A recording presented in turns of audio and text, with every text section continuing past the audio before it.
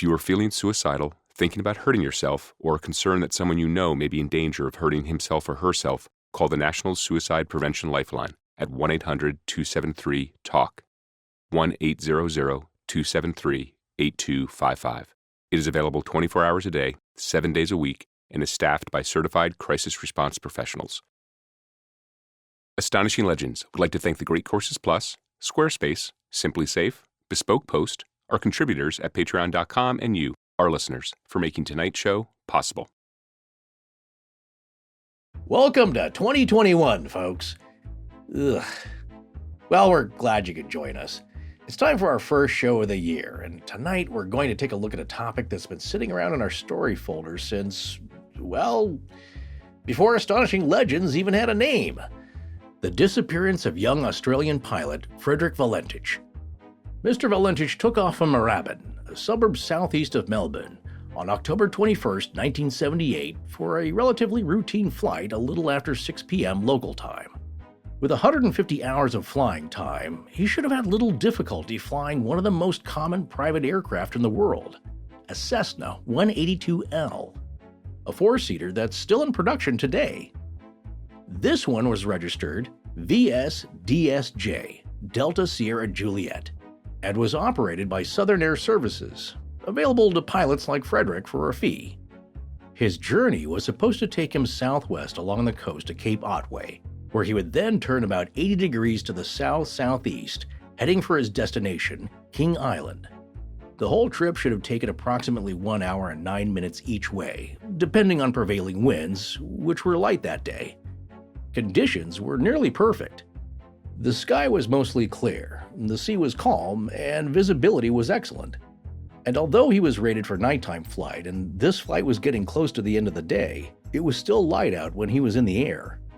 His first leg took him to Cape Otway as planned, and then he turned to head toward King Island, about another 52 miles or 28 minutes away. What happened next is what makes this story astonishing. Frederick's last communications with the Melbourne Flight Service Unit, or FSU, have puzzled experts for over 40 years now. He saw something outside his cockpit windows that he couldn't explain. "Is there any known traffic below 5,000? He asked the Flight Service Unit. "No known traffic," they replied. Over the next 6 minutes, he described in great detail a harrowing encounter with some kind of craft that was flying circles around him. On top of that, his Cessna began running rough while this unidentified craft toyed with him. At the end of his conversation with FSU, strange metallic scraping sounds were heard that went on for 17 seconds. Then silence. He never arrived at King Island. An extensive 4-day search found no trace of him or the plane he was flying. What happened to Frederick Valentich?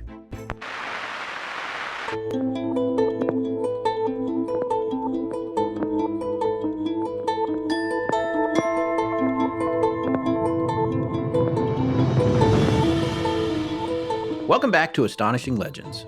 I'm Scott Philbrook, and this is Forrest Burgess. It is hovering, and it's not an aircraft. The last known words of pilot Frederick Valentich, 7:12 p.m. somewhere over the Bass Strait in Australia, October 21st, 1978. Join us tonight for part one of our two-part series on the legendary disappearance of Frederick Valentich.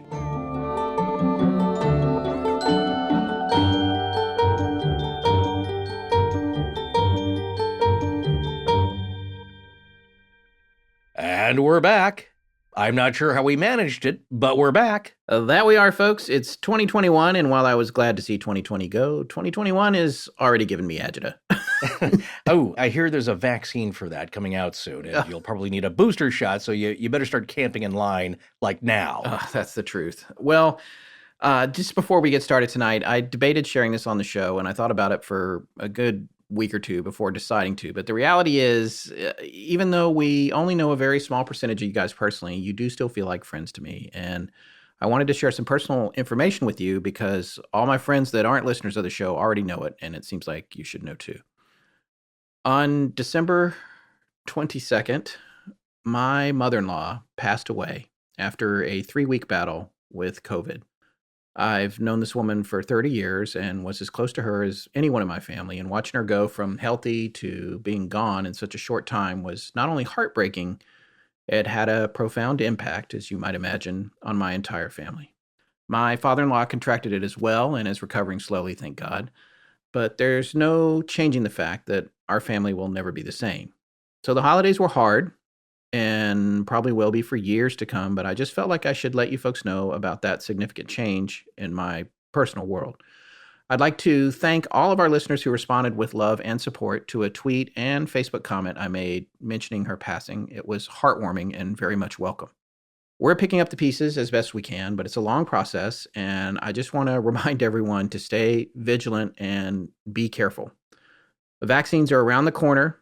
It doesn't make much sense if you haven't contracted COVID yet or been through it already to have stayed safe all this time, only to come down with it now when we're so close to the finish line. Listen to the CDC and the science. 50% of the people spreading COVID right now have no symptoms, and they don't even know that they're carriers. They may never come down with anything, but without a mask in public, they can easily give it to someone who won't survive it. So I wear my mask every day, every time I go anywhere, to protect others, especially the elderly, but everyone really. I don't ever want to think that someone else got this horrible illness, which I have personally seen what it can do to somebody, and I am telling you, you don't want it. And I don't want ever to think that someone got it because I gave it to them. Wearing a mask, for me, is not about fear or freedom. It's about caring for my fellow human being, which I do, whether I know them or not.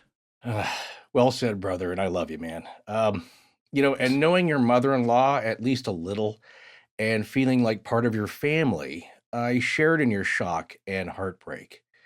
And although I lost an uncle to COVID back in the late summer, this was more direct and traumatic in many ways, and therefore painful. But in light of all this, and what we've been stressing since the beginning of the pandemic, I'd like to share a viewpoint that I feel is profoundly relevant and an attitude we should all keep in mind and practice to adhere to. The statement comes from an article sent to us by a friend and listener, Nancy, and is titled, "What C.S. Lewis and Martin Luther Would Say About Our Coronavirus Panic." The first part of the article features an excerpt from an essay Lewis wrote in the 1940s, and which now can be found in a collection of his writing called Present Concerns. It deals more specifically with society's fears of living in an atomic age, and stresses how regardless of the threat from atoms or microbes, we're better off if we can muster the courage to go on living as normally and responsibly as we can. The second part of the article is even more apropos and poignant, as it's about a statement made by 16th century Saxon priest and theologian Martin Luther. Martin Luther had lived in an era within what's considered the Second Plague pandemic, where the plague, or the Black Death, was endemic throughout Europe and the Mediterranean from the 14th to the 17th centuries. From 1348 through the next 4 years, it's estimated that the plague killed up to half the population of Eurasia.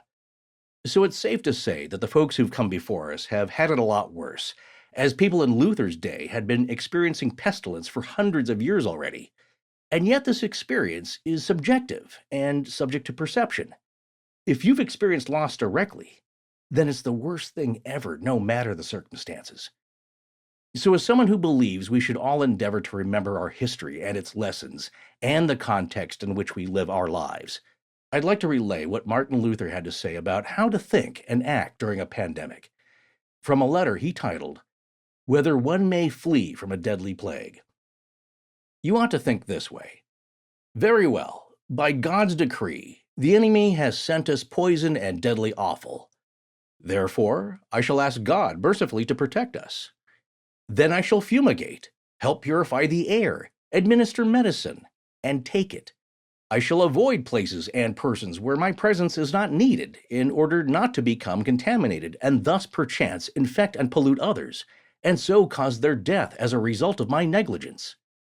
If God should wish to take me, he will surely find me, and I have done what he has expected of me, and so I am not responsible for either my own death or the death of others. If my neighbor needs me, however, I shall not avoid place or person, but will go freely. As French writer Jean-Baptiste Alphonse Carr wrote in 1849, the more things change, the more they stay the same. Well said. Yeah, I didn't say it when you said it, but I love you too, and I appreciate your perspective on this, and we'll get through this together. I guess we've been isolating now. We're recording bi-coastally. We haven't been in the same room for over 2 years almost. Yeah, I haven't seen you in person in a while. Yeah. So hopefully we could remedy that. It wouldn't have been this long if it weren't for COVID. No, it kind of worked out that way. But part of our goal and mission and what makes us happy is delivering something that people enjoy hearing. Maybe it irritates them a little, but it stays engaged. And you know what? As long as you're enjoying it in some weird way, we're happy. Yeah, of course, we'd rather be doing this together in person. Those were the glory days. Those were the salad days. But you know what? We're going to keep doing this as long as we can in any manner that we have to. And we're still going to give it our all. Yeah, we will get back to that. In fact, we'd like to, when COVID is come and gone, we'd like to maybe even get on the road during the summers. That's something I'd like to do anyway. Mm-hmm. Well, shifting gears here, like a poodle trying to find reverse in a 1967 Volkswagen Bug. I've done that. Yes, it's a trick. There's a trick to it. Yes. There's a trick to that. And I'm not sure, but maybe a standard poodle could figure it out. Well, Forrest, weren't you recently on our friend's podcast? I think we should tell people about that and where they can find it. Oh, yeah. I had the lovely pleasure of sitting down with our good friend Gletters and his co-host Steve Freestone on their paranormal podcast out of the UK called Anomaly. Did I tell you that? That was my first thinking of naming this show. Yes, we've talked about it on the air before. That's true, we have. I was going to pitch that, but .com was taken. So never mind on that. Good that they got it. Well, anyway, so in our two-part series, just released before New Year's, and yeah, of course, he meant it to be just a one-part roundtable discussion, but hey, he knew exactly what he was getting into with me, so that should have been a surprise. Well, in our two-part roundtable, we discuss a bunch of weird stuff that happened in 2020, paranormal or just not so normal, and it was fun and interesting convo for all involved. So really great and informed guys, those two.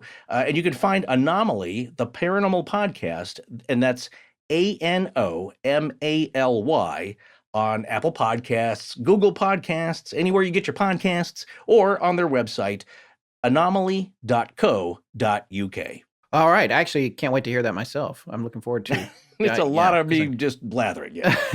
Well, hey, this, I guess. I've never heard that before. Yeah. Let's right.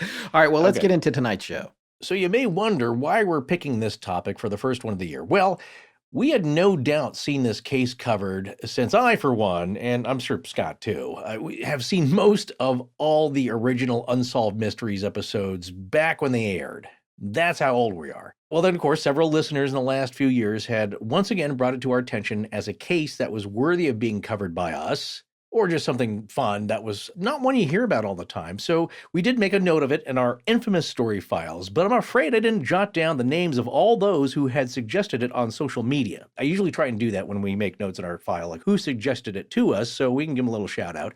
But Scott, I think you did manage to dig up a name from our massive trove of show emails. Yes, Christopher Tyler. He actually emailed us way back in April of 2017 about this. No, that's timely for us. Yeah, I wrote him back. Timely. So 3 years ago, I wrote him back a few days ago. So sorry it took so long, Chris. But he actually now is going to be coming on the show. And he's actually doing one of the voices tonight in the transcribed radio conversation between Valentich and FSU, the flight service. We're going to have him on in part 2 because he is local to the area and has some additional insights into it. We were actually planning to record it this week, but we canceled that session so that we could watch TV the day that the U.S. government was almost overthrown at the Capitol. Yeah, what you're saying is it turned into, instead of a focused recording session when we're so dialed in and laser spotlighted, you were telling me, I think, earlier in the day that this might be a TV news watching evening for you. Yeah. I didn't know if I would be able to really focus. Totally fine. I just kept working or not working at it and had the news on in the background. So that was interesting. But anyway, that's kind of cool that we're going to have him on the show 3 years later. But what we're saying is, as you heard the cold open, we certainly were aware of the case, if not from Unsolved Mysteries, but it is one of Australia's biggest aeronautical UFO mysteries. you could say. Yeah. Although it's maybe not really well known in North America here. But here's the kicker. What reminded me finally about it, put it at the front burners, that kind of thing, I was reminded of the case once again by happenstance. Scott had suggested that Rich and I watch the first episode of season 6 of the original Unsolved Mysteries when we covered the book The Siren Call of the Hungry Ghost, because season 6, episode 1 had a segment on the astonishing past life account of Bruce Kelly, who amazingly recalled the details of the death of submariner James Edward Johnston aboard the lost vessel, the USS Shark, in World War II. And of course, like I usually do, digging the nostalgic vibes of watching that episode, I watched the next one. And episode 2 of season 6 featured, the strange disappearance of Frederick Valentich and his single-engine airplane, a Cessna 182. Yeah, that Bruce Kelly story, that is pretty amazing. The details of that, it's one of those that, if you're on the fence about believing any of this at all, that one will unravel your viewpoint. It's really something. Because there's confirmation. And so I watched that one again too, just after, I said okay, episode 2, season 6, that's the one that's got Frederich in it. And then, of course, I watched episode 1 again. They're all such fun, but that case there, that was mind-boggling. Plus, he goes to visit the family and confirms a lot of the behaviors that he was able to nail down in his hypnotic regression sessions. That was really the kicker that I thought, Scott, let's cover this right away before it gets too long into the year. And it's a good one to come back for the start of 2021. So let's get into the story, because it's actually a brief event, but what I love about it, like a lot of these things, is that a small, brief event that you think, well, there you go, it's a weird happening, and most likely he was mistaken, he saw the planet Venus, he was upside down, whatever crazy, rational thing that you can explain it away with, the more you start unraveling the details of it, and you have to do a little digging to find these details, and certainly that was not as easy to do pre-2012 for a reason we're going to get to, because there was a little bit of information that came forward. But prior to that, it's a small event. And then you start looking into it and you realize there's a lot more to this. And the implications are much grander and weirder. And there's a lot of stuff and moving parts to this that are connected to a seemingly small incident. So the incident we're talking about happened on Saturday evening, October 21st, 1978 at 6:19 p.m. And that is when 20-year-old Frederick Valentich took off from Moorabbin Airport, just south of the city of Melbourne. And I promise not to do too much of an Australian accent, even though it's fun. It is fun. It was one of the more fun accents to do, but we'll try not to say Melbourne too much. Melbourne. Although I wonder if that to them, that sounds a lot more accurate, like somebody saying it with that flat, ugly American accent and then continuing on in their own accent. Yeah, which I'm not sounds sure. normal to them. Yeah. Okay. All I know is that when I say Melbourne, I think Melbin. Melbourne. Melbourne. Anyway, Melbourne, Australia, is the capital and most populous city of the Australian state of Victoria, and the second most populous city in Australia and Oceania. So it's nothing to sneeze at. Yeah. Well, Valentich had been flying for 2 years and had accumulated over 150 hours of solo flying time, because he had hopes of one day becoming a commercial airline pilot. So he was a serious student. Now, we're going to get into his character a little bit later, but this was a routine training flight for fun, and he may have had some other purposes which were debated later. But initially here, his flight plan was to fly southwest from Moorabbin Airport along the South Australian coast towards Cape Otway for about 40 minutes. Now, as we said, this was meant to be a 125 nautical mile or 232 kilometer training flight in a Cessna 182L with registration VH-DSJ. So now at this point, he would bear a slight left and then start heading south-southeast across Bass Strait towards King Island. Bass Strait is a sea strait separating the Australian island state of Tasmania from the south coast of the Australian mainland, specifically the state of Victoria, with the distance between those being about 150 miles or 240 kilometers. So Valentich's flight path would be roughly on the western edge of the Bass Strait, bordering the eastern limit of the Great Australian Bight. I've come to love that word, too. Yeah. Well, as a sailor, you should know the word B-I-G-H-T, right? Yes, I do. And from the knot that you frequently have to use a bowline on a bight. That's right. Which is how you can make from a rope a harness that you can climb a mast with on a sailboat if you're having an issue. There you go. Here's a little trivia just while we're talking about nautical stuff, because it may figure here. Can you tell me the knot that was thrown at Richard Dreyfus by the captain of the Orca to see if he could pass a seamanship test? It's been a while since I've had to pass basic seamanship. I don't remember. Okay. No. Let's move on.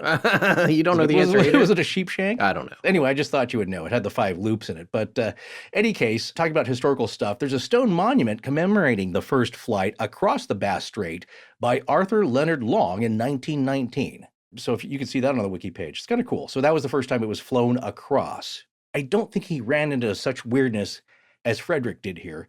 Well, Valentich had flown this route several times before, so he was familiar with it. From the interview in the Unsolved Mysteries episode, Ken Llewellyn, senior PR officer for the Royal Australian Air Force, or RAAF, states that Valentich had an appropriate instrument rating for a fairly routine flight. There's no reason it shouldn't have been completed successfully, and one of the great mysteries of Australian aviation occurred just 45 minutes into this flight, because just over halfway through the flight at 7:06 p.m., Valentich contacts Melbourne Air Traffic Control for a 7-minute conversation reporting that an unidentified aircraft was above him, following him at 4,500 feet or 1,400 meters, and exhibiting puzzling visual qualities. Melbourne Air Traffic Control told him they didn't know of any other aircraft at that altitude. Melbourne, this is Delta Sierra Juliet. Is there any known traffic below 5,000? Delta Sierra Juliet, no known traffic. Delta Sierra Juliet, seems to be a large aircraft below 5,000. Valentich reports back to Melbourne Flight Service Unit that he could see the unknown craft was large and had 4 bright landing lights. He radioed he couldn't tell what kind of aircraft it was, but it was flying at a high rate of speed, passing about 1,000 feet or 300 meters above him. Delta Sierra Juliet, what type of aircraft is it? Delta Sierra Juliet, I cannot affirm. It is 4 bright. It seems to be like landing lights. Delta Sierra Juliet. Melbourne, this is Delta Sierra Juliet. The aircraft has just passed over me at least 1,000 feet above. Delta Sierra Juliet, roger. And is it a large aircraft? Confirm. Unknown due to the speed it's travelling. Is there any Air Force aircraft in the vicinity? Delta Sierra Juliet, no known aircraft in the vicinity. Valentich's next radio transmission reported that the unknown aircraft was approaching his location from the east and thought that the other pilot of the craft was messing with him on purpose. Getting another look at it, Valentich said he could see its shiny metal surface and a green light was shining from it as it was orbiting above him. He also reported that he was now having engine trouble. Yeah, and I think it's important here to note what he's describing, because there's a fair amount of folks speculating on what actually happened that day, and some of the theories do not account for the specificity of the visual details that he's covering. Yeah. So just keep that in mind when you think about the light and the shiny metal surface. A lot of people will be looking for the mundane explanations, and there are some that have already been drafted up. If you look at the Wikipedia entry on this event and other places where you take a skeptical viewpoint to it, and we'll look at those too in part 2. But there's some of the explanations just do not fit with the details that he is describing. It's not a vague sighting. It's a very specific sighting, which I think is important to remember. Yeah, and there's other things going on, which we'll find out later may be verified by others. But in this case, I have to agree. It doesn't really seem like any mundane explanations fit, but maybe they will to you in hindsight. Not you, Scott. I'm talking about the listener. Melbourne, it's approaching now from due east towards me. Delta Sierra Juliet. Delta Sierra Juliet, seems to me like he's playing some sort of game. He's flying over me 2-3 times at speeds I could not identify. Delta Sierra Juliet, roger. What is your actual level? My level is 4,500, 4500. Delta Sierra Juliet, and confirm you cannot identify the aircraft. Affirmative. Delta Sierra Juliet, roger. Stand by. Melbourne, Delta Sierra Juliet, it's not an aircraft. It is... Delta Sierra Juliet, Melbourne, can you describe the aircraft? Delta Sierra Juliet, as it's flying past, it's a long shape. Cannot identify more than that at such speed. Before me right now, Melbourne. Delta Sierra Juliet, roger. And how large would the object be? Delta Sierra Juliet, Melbourne, it seems like it's stationary. What I'm doing right now is orbiting, and the thing is just orbiting on top of me. Also, it's got a green light and some sort of metallic, well, it's all shiny on the outside. Well, this is also from the Unsolved Mysteries segment. In an interview, air traffic advisor Stephen Roby describes Valentich's radio calls as sounding like it wasn't to the point where he was panicking, but he sounded genuinely concerned by what he saw, and that he sounded worried and confused. And as Valentich described how the strange aircraft was behaving, Roby became concerned too. Delta Sierra Juliet. Delta Sierra Juliet.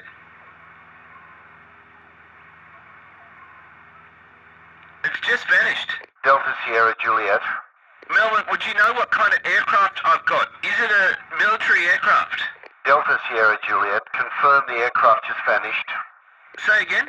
Delta Sierra Juliet, is the aircraft still with you? Delta Sierra Juliet, it's now approaching from the southwest. Delta Sierra Juliet.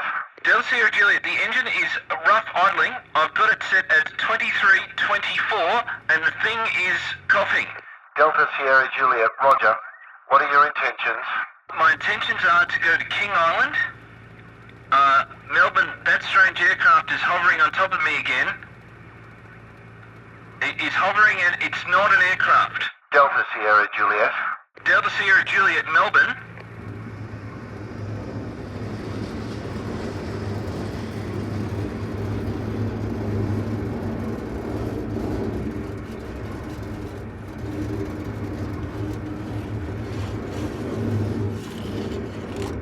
Delta Sierra Juliet, Melbourne.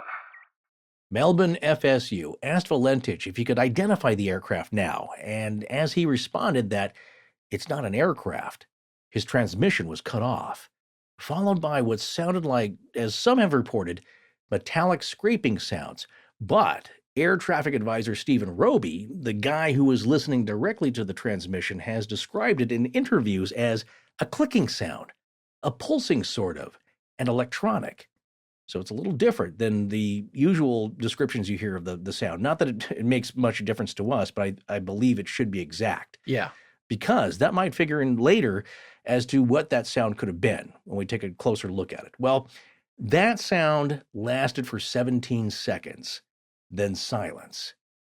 And that was the last anyone heard from Frederick Valentich. Now, Roby had doubts about Valentich's safety, with flying a single-engine airplane over water, losing communication in such strange circumstances, so Roby put an alert phase on the Cessna. Once the alert phase had lapsed, then they went to the distress phase stage, and that began the search.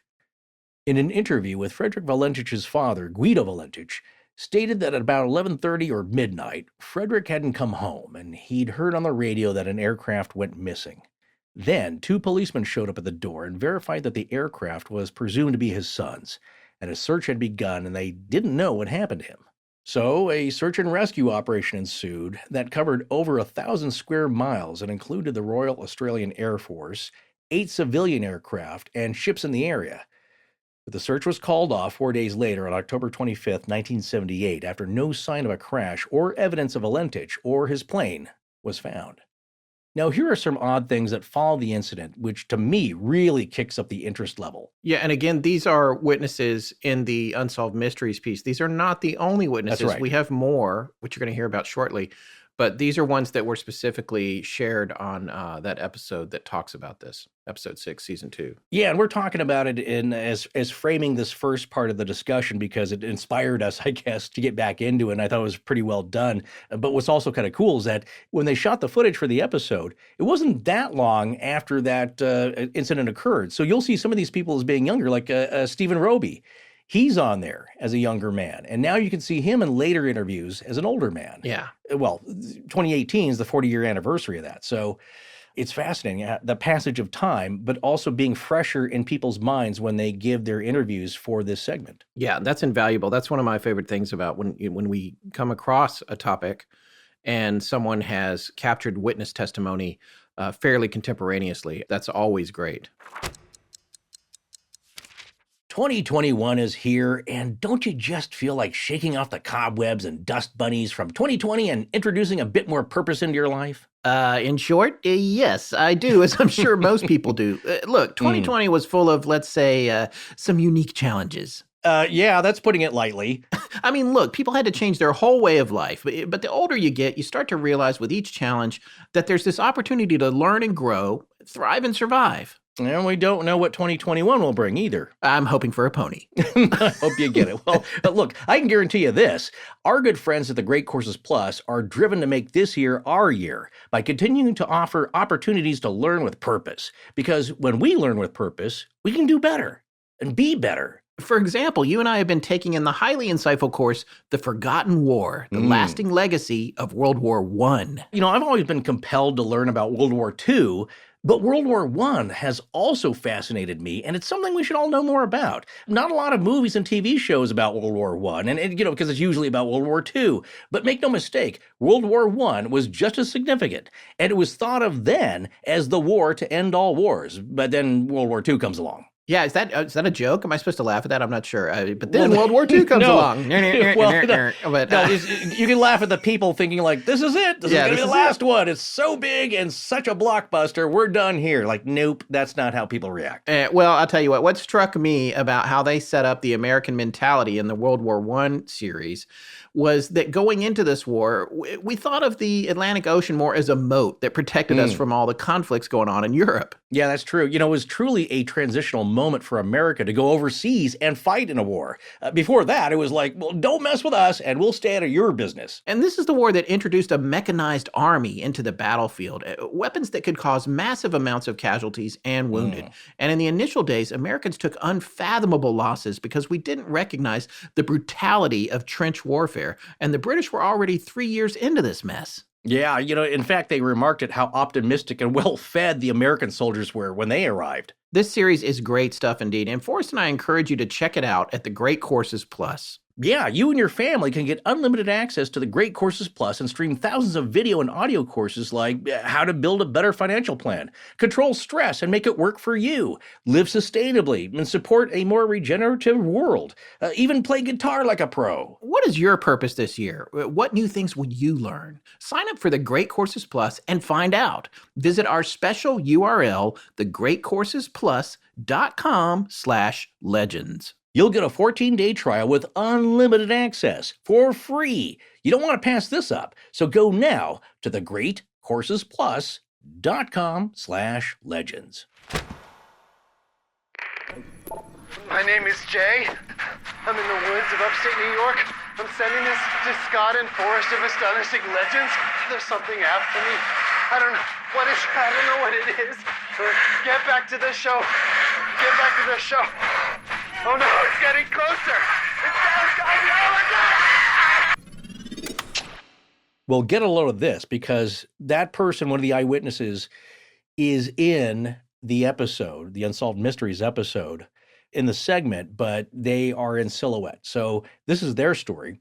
Around that time that Valentich disappeared, an eyewitness and his family were on their way back from an afternoon outing when they noticed something unusual in the sky.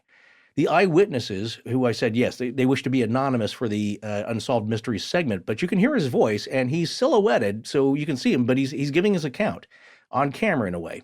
The father states that he looked up in the sky and saw lime green light about 1,000 to 2,000 feet above the aircraft. They sat there and watched it for a few seconds, and the green light got closer to the plane. He said that plane was coming down pretty steep. It's like at a 45-degree angle, and he thought it was going to crash. Well, this eyewitness account would support the theory that Valentich's plane had tangled with a UFO. However, no one in the family had seen his plane crash into Bass Strait because I think it ducked down behind some landscape there. Yeah, the implication was that there was a mountain or a peak, in the reenactment. And this is one of the things that always makes me crazy about reenactments. Because I know. They're telling the story, and you don't know if a visual detail is an accurate detail or just a way to accomplish something. But for whatever reason, that family, it seemed to be that they were implying that it went below a horizon line for them before it would have made contact with the water.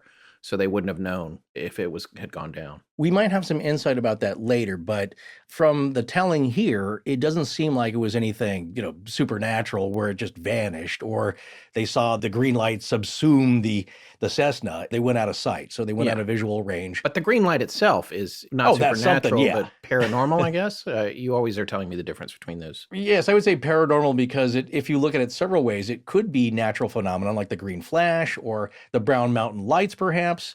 They're more paranormal because it's perhaps some natural phenomenon that we don't understand yet, even like electronic fog.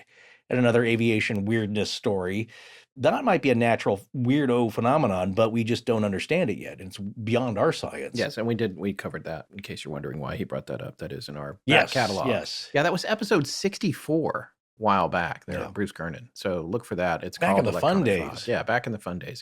This is episode 199 right now, so... That's crazy. It is crazy. I guess we'll just be here till we drop dead. I hope not. Well, here's another interesting account that is covered in the episode. 6 weeks later, Roy Manifold, a plumber and amateur photographer, had come forward with photographs that had captured something compelling over Bass Strait. On the evening of Valentich's flight, October 21st, Manifold had set up his camera at Cape Otway to get shots of the sunset, almost directly under Valentich's flight path. Now, this is from the UM interview. Roy states that everything was fine setting up, doing his usual camera setup. He had his camera on automatic exposure, and he took 6 photos of the sun disappearing into the sea. What you can see on the, on the first 5 photo prints are what look like orbs, but very may well be lens flares. But because I'm just thinking weirdness of scanning the entire frame for weirdness, I see what look like orbs, but readily admit they're probably just lens flares. However, on the 6th and last photo, in the upper right quadrant is what looks like a strange black smudge or blemish.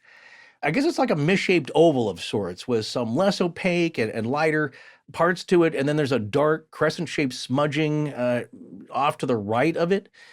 I spent maybe 15 minutes thinking about how I was going to describe it. It's kind of hard, but it just looks like a black smudge. It almost has kind of a lima bean vibe. There you go.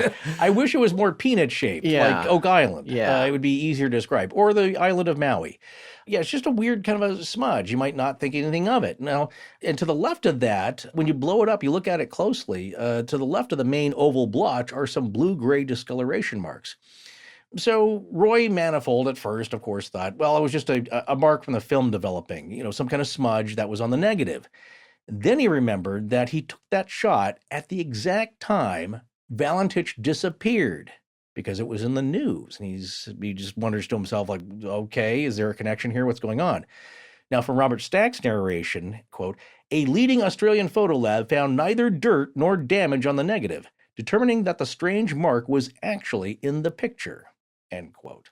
The segment goes on to say that a team of UFO researchers later sent the film to the U.S. for computer analysis, and their findings showed the smudge to be a solid metallic object that was enveloped in a cloud of exhaust, appearing to be about a mile from the camera.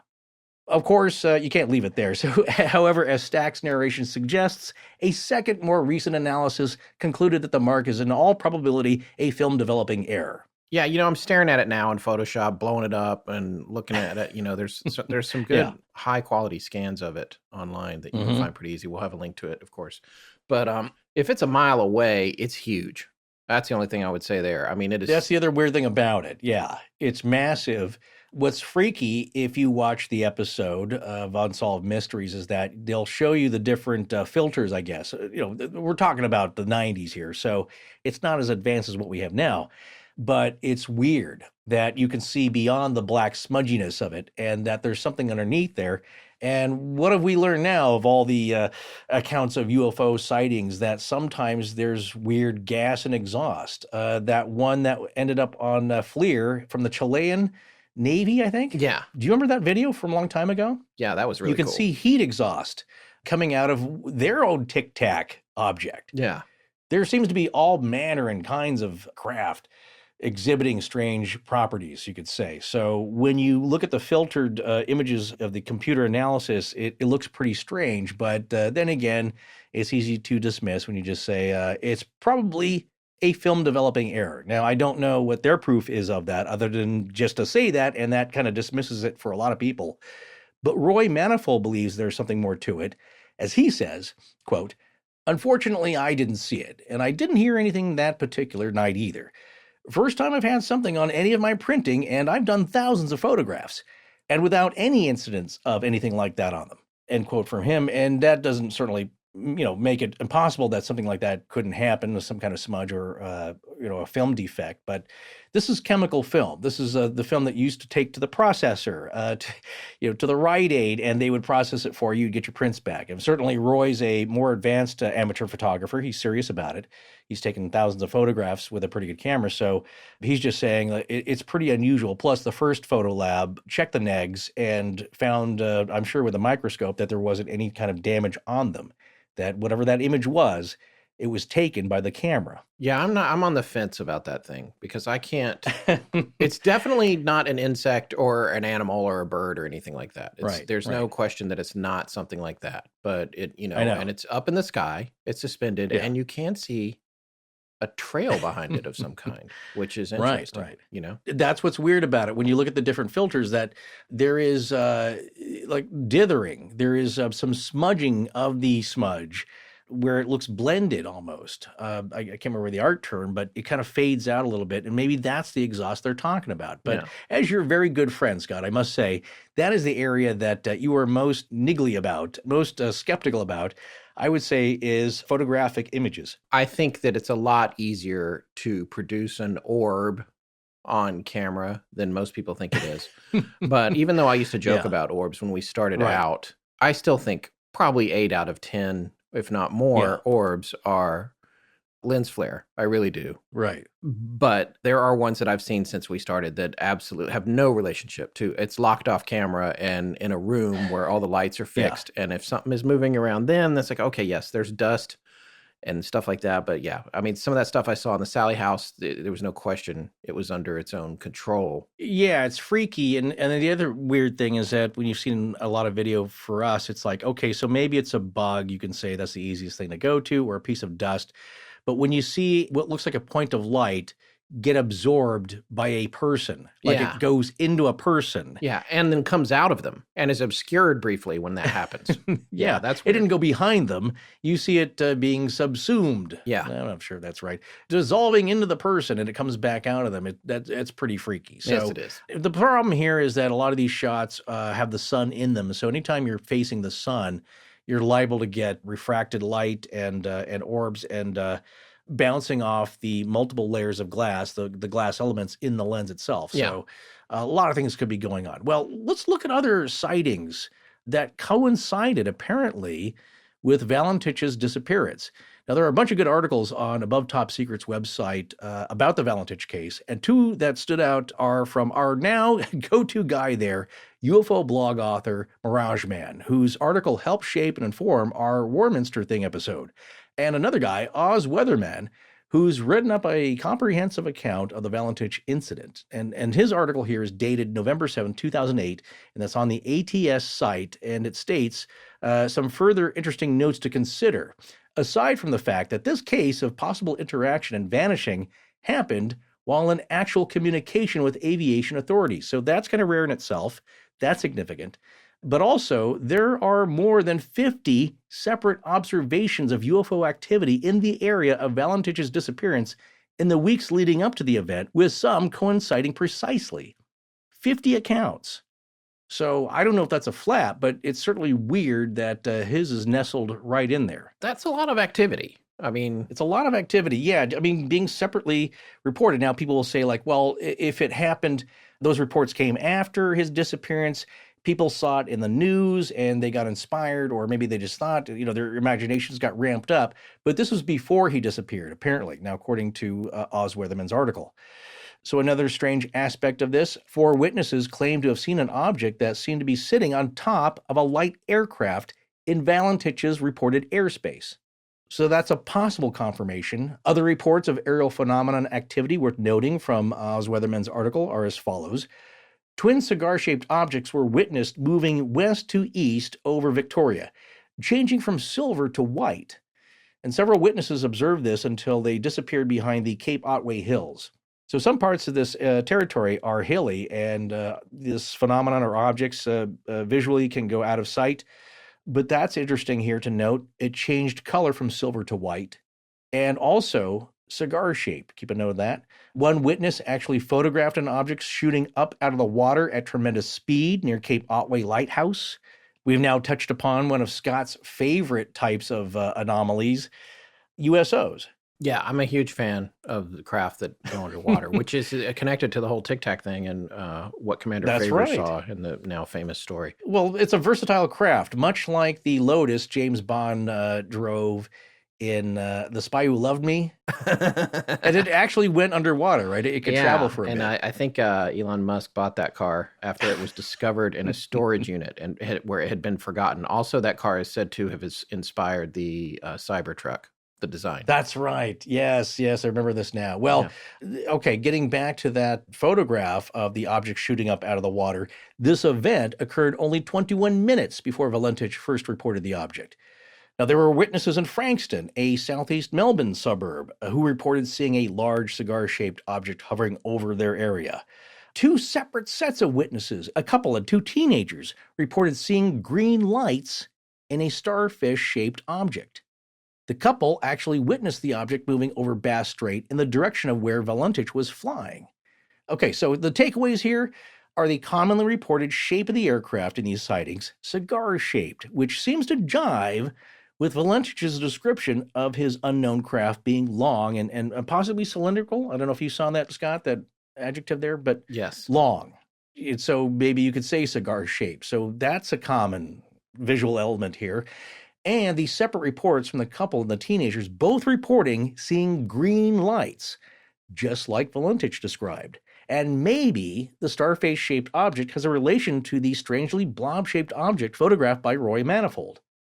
Possibly. Yeah. That's a thin one there, but who knows? This is all weird, but it all seems to be happening in the same area around the same time. So Oz Weatherman's article goes on to describe what he calls the most startling report, which seems to verify and give more insight to the shadowed eyewitnesses featured in the Unsolved Mysteries episode. And his article describes it thusly. On October 11, 2000, Melbourne's Herald Sun reported that fresh light had been shed on the case of the Victorian pilot. An Apollo Bay man, the area near where the pilot experienced problems, said that he, his son, and two nieces observed Valentich's Cessna and a green light hovering above it as they hunted rabbits in Cape Otway. Now, the man had not come forward previously for fear of ridicule, but he placed the aircraft as going down off Cape Marengo, just southeast of Apollo Bay, between 5 to 15 kilometers offshore.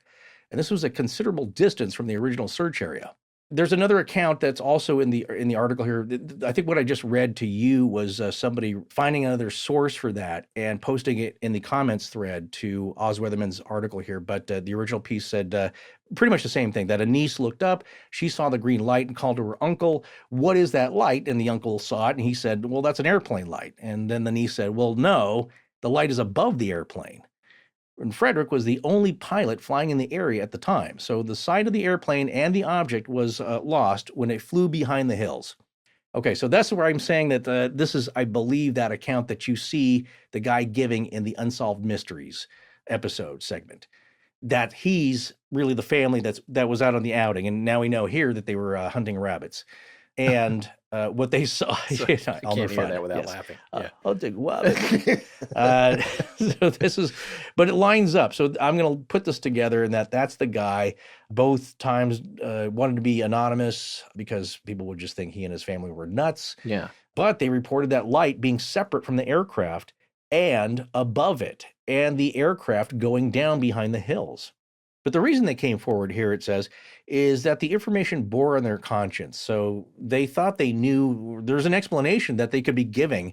And as crazy as it sounds, and maybe as crazy as it makes them sound, they felt compelled to give the information forward to add to the investigation. So basically, as this anecdote concludes, Oz says, this sighting completely rules out all speculations and fictitious stories, other than that a UFO was involved in the pilot's disappearance. And other points that he would have us consider, the Australian Air Force received 11 reports on the night in question. Many of the witnesses observed similar things, if not describing exactly the same thing. Now, here's another thing that we'll get to when we take a look at Frederich himself. Valentich apparently acted out of character before the event, and he did not supply a flight plan, although I've read that he did in other reports. And several sightings of UFOs were reported before Frederick's event here. And here's another odd thing to consider. The recording of the conversation between Valentich and Melbourne FSU mysteriously disappeared, or they said they lost it. Now, I read an account where they let Frederick's father, Guido, hear it because it's the last words from his son. They gave him a tape of it, actually. And I actually have not tried to track down his or the family or anything. I'm kind of presuming that he's no longer with us. I'm not sure. But I do know that according to the report, which we're going to be getting to, that they did actually give him a tape. I've seen the letter where they indicated that they were giving it to him, and that they don't usually release that. They consider it confidential. No. But they did in his case because they felt bad for him. Yeah, it's possibly the last time he could hear his son's voice, even though in that strange state. Now, it's not totally panicked, but he did sound concerned. And as a prospective father, I'd want to hear that too. Yeah. Well, back to what's featured in the Unsolved Mysteries ep.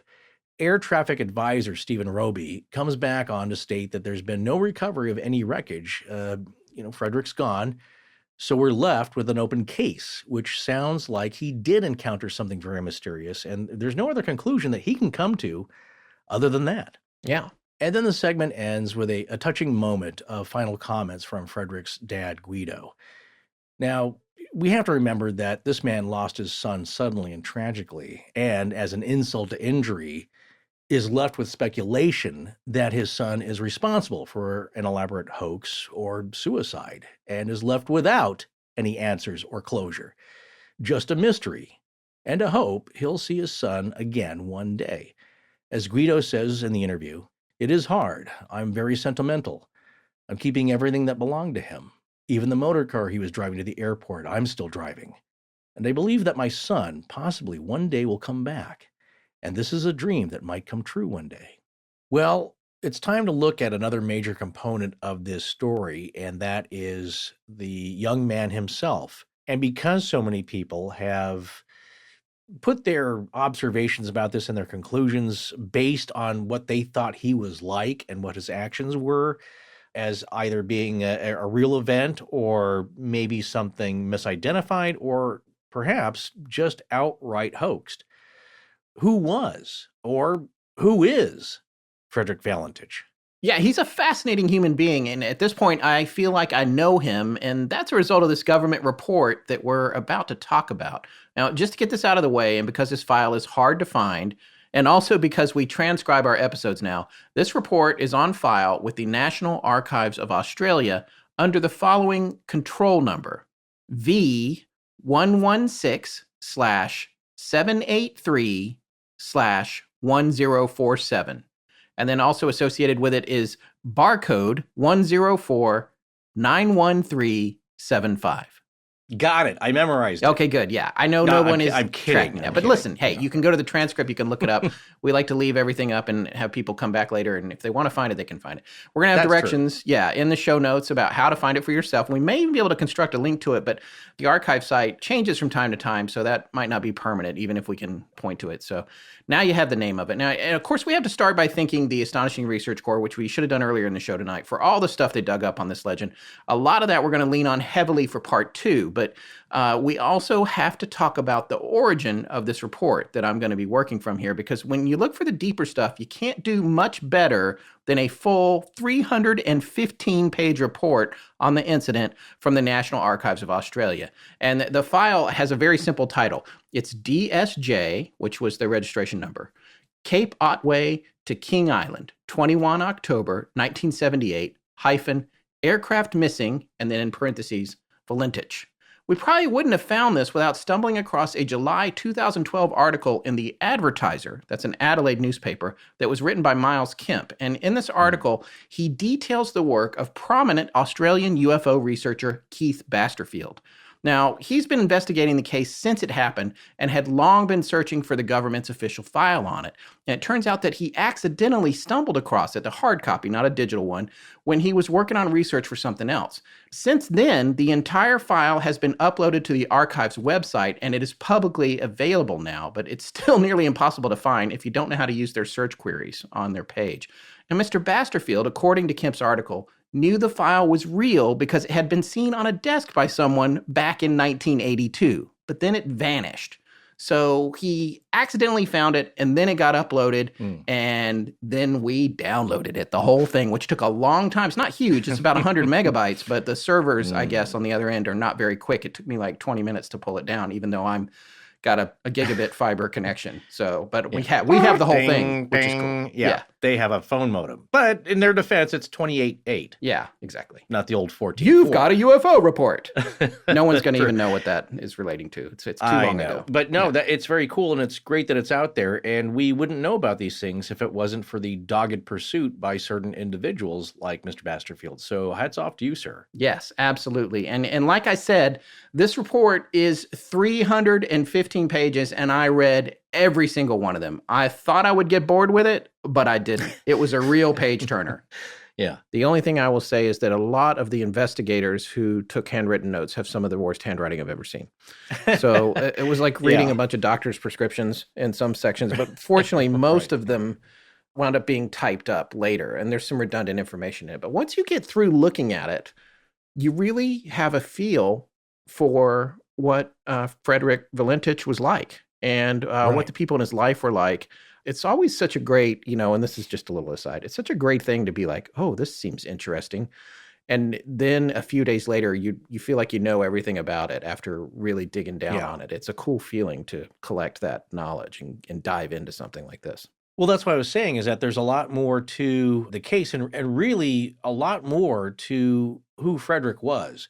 But maybe he's still alive. I mean, I don't mean to be flip about that, but some people believe he may have been absconded with or went to go join other beings, and that maybe somewhere he still is around. If you believe any of this at all.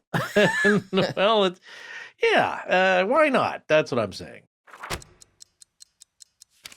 It's a brand new year, and if you got a small business or are looking to start one, you're probably looking ahead and thinking about ways to improve your standing in the marketplace. Your first move needs to be partnering with Squarespace to get your online presence in shape. I remember as a kid having to drive around with my mom, going from shop to shop around town, looking for the best price on something, the best service and products or whatever.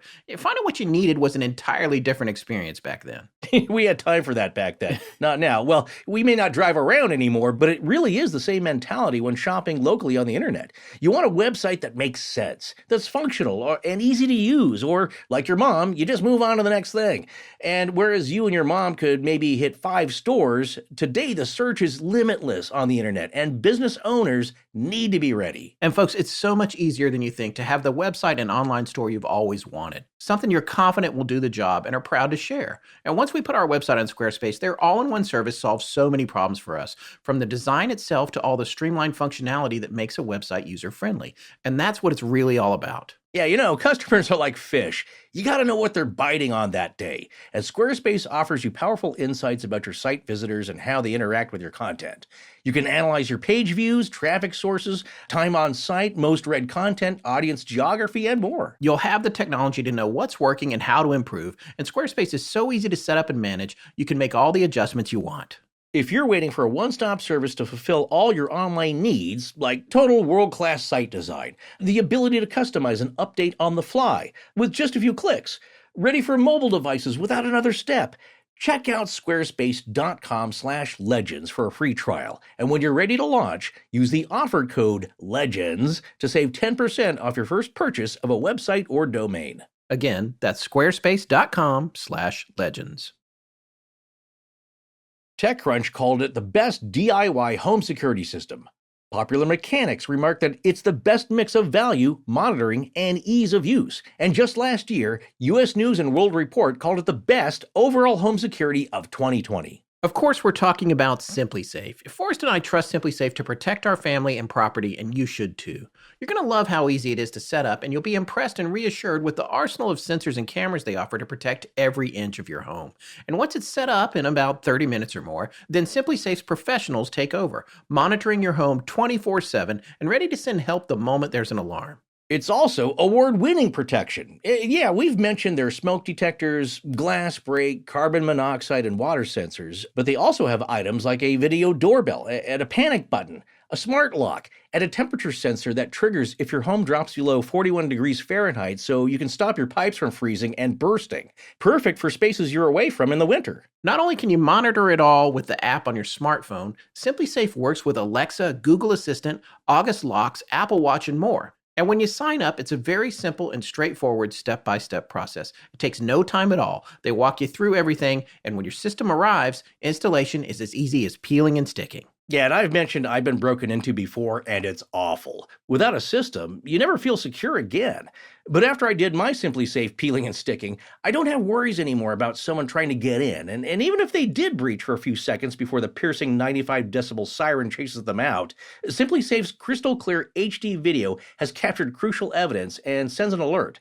It was one less thing to worry about when visiting my family bubble. Right now, our listeners get a free home security camera when you purchase a SimpliSafe system at simplisafe.com/AL. You also get a 60-day risk-free trial, so there's nothing to lose. Visit simplisafe.com/AL for your free security camera today. That's simplisafe.com/AL. I'm Vince Moore, Assistant Scoutmaster with Troop 500 in Depew, New York. And when I'm looking for scary stories to tell my scouts around this campfire, I listen to Astonishing Legends. Coming back to the report itself, I do want to just mention a couple of things about it, what it's characterized by. It has a lot of witness statements in it. It has investigator notes. It has transcripts, multiple copies of transcripts of the radio conversation, all of which line up. It has a flight plan there, and it does indicate that a flight plan was filed, by the way, although there's folks that say there wasn't. But according to this report, it was filed, and you can see a picture of it. It has a meteorological report.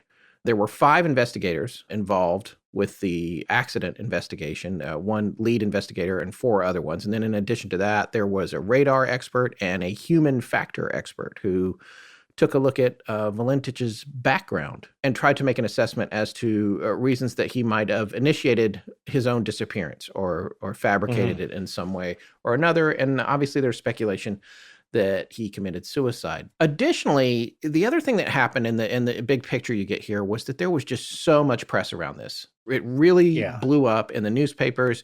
It was sensationalized. Information went out all over the world. Poor Guido Valentich, his dad, was harassed endlessly by scam artists and people wanting to ask questions and potential, not just contactees and folks like that. There's a group of people like that, but also people who were more on the fringe and really wanting to take him down a rabbit hole as to what happened with his son. Not necessarily based in reality, although, where do you draw the line when it comes to talking about this kind of stuff? But it was difficult. So what happened was, by the time the report was done, essentially 4 years after the accident, they made a decision not to release it to anybody. They only gave it to the owner of the aircraft, and there was a name associated there, but it's not really pertinent. I guess it's just he was the one that owned it, like you would own a yacht that was chartered or something like that.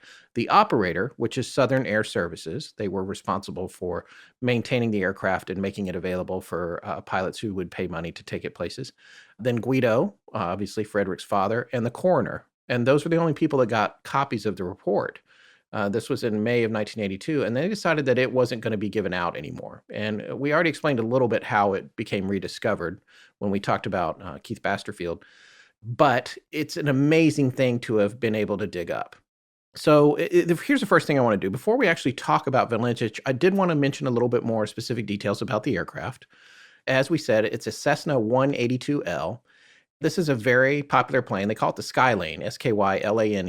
And we did mention in the cold open, I think, or early on, that it's a 4-seater, but you can add 2 additional seats in the back for kids in the baggage area if you want. So you can actually get 6 people into this, not 6 adults, but 4 adults and 2 kids. It's had the same engine in it forever. I think, as according to Wikipedia, something like 23 or 24,000 of them have been built over the years, although not continuously. It's still in production, but there were a few years where it wasn't being built, 2 or 3 here and there. The most popular plane in this category in the world is the 172, which is a little bit of a smaller aircraft. And in fact, JFK Jr. was flying a 182 when his plane went down in April of 1998. And we'll be talking about that in part 2 because some people wonder if the same thing could have happened to Valentich. Well, the model below that, the Cessna 172 Skyhawk. Yeah. A lot of people will recognize that by sight and maybe not know its brand designation here. The Cessna 172 is the most successful aircraft in history because if you go by, since it was first flown in 1955, more 172s have been built than any other aircraft in the world. Isn't that something? That's insane. That's a lot of airplanes. It's the Toyota Corolla of aircraft, I guess. Yeah. I don't know what the most produced automobile is. You might know. I used to know. Originally, it was a Volkswagen Bug. Then the Ford Escort passed it, which was well over a million being built. By the way, you don't see... You still see Bugs. You don't see many Escorts still running. There's a reason for that. Yeah, there's a reason for that. But I don't know now what holds the record for most produced car. But interesting. But a very common aircraft. Yes. The larger version here, the 182 Skylane, and I think it was a Skylane 2. That's what he was flying. It's a good plane for training.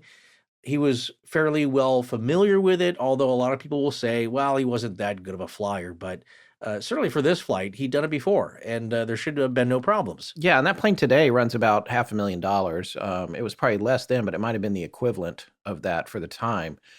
He was a little green. 150 hours is experience, but it's not a ton of experience. And Frederich was only 20 years old when this happened. Right. And, I can't even remember what I was doing when I was 20, but not passing flight exams. No, definitely not. Definitely not. But let's talk a little bit about his qualifications, which you already mentioned once. He had a Class 4, what was at the time called a Class 4 instrument rating, which he had gotten on May 11th of the same year. So that was about 5.5 months before he disappeared.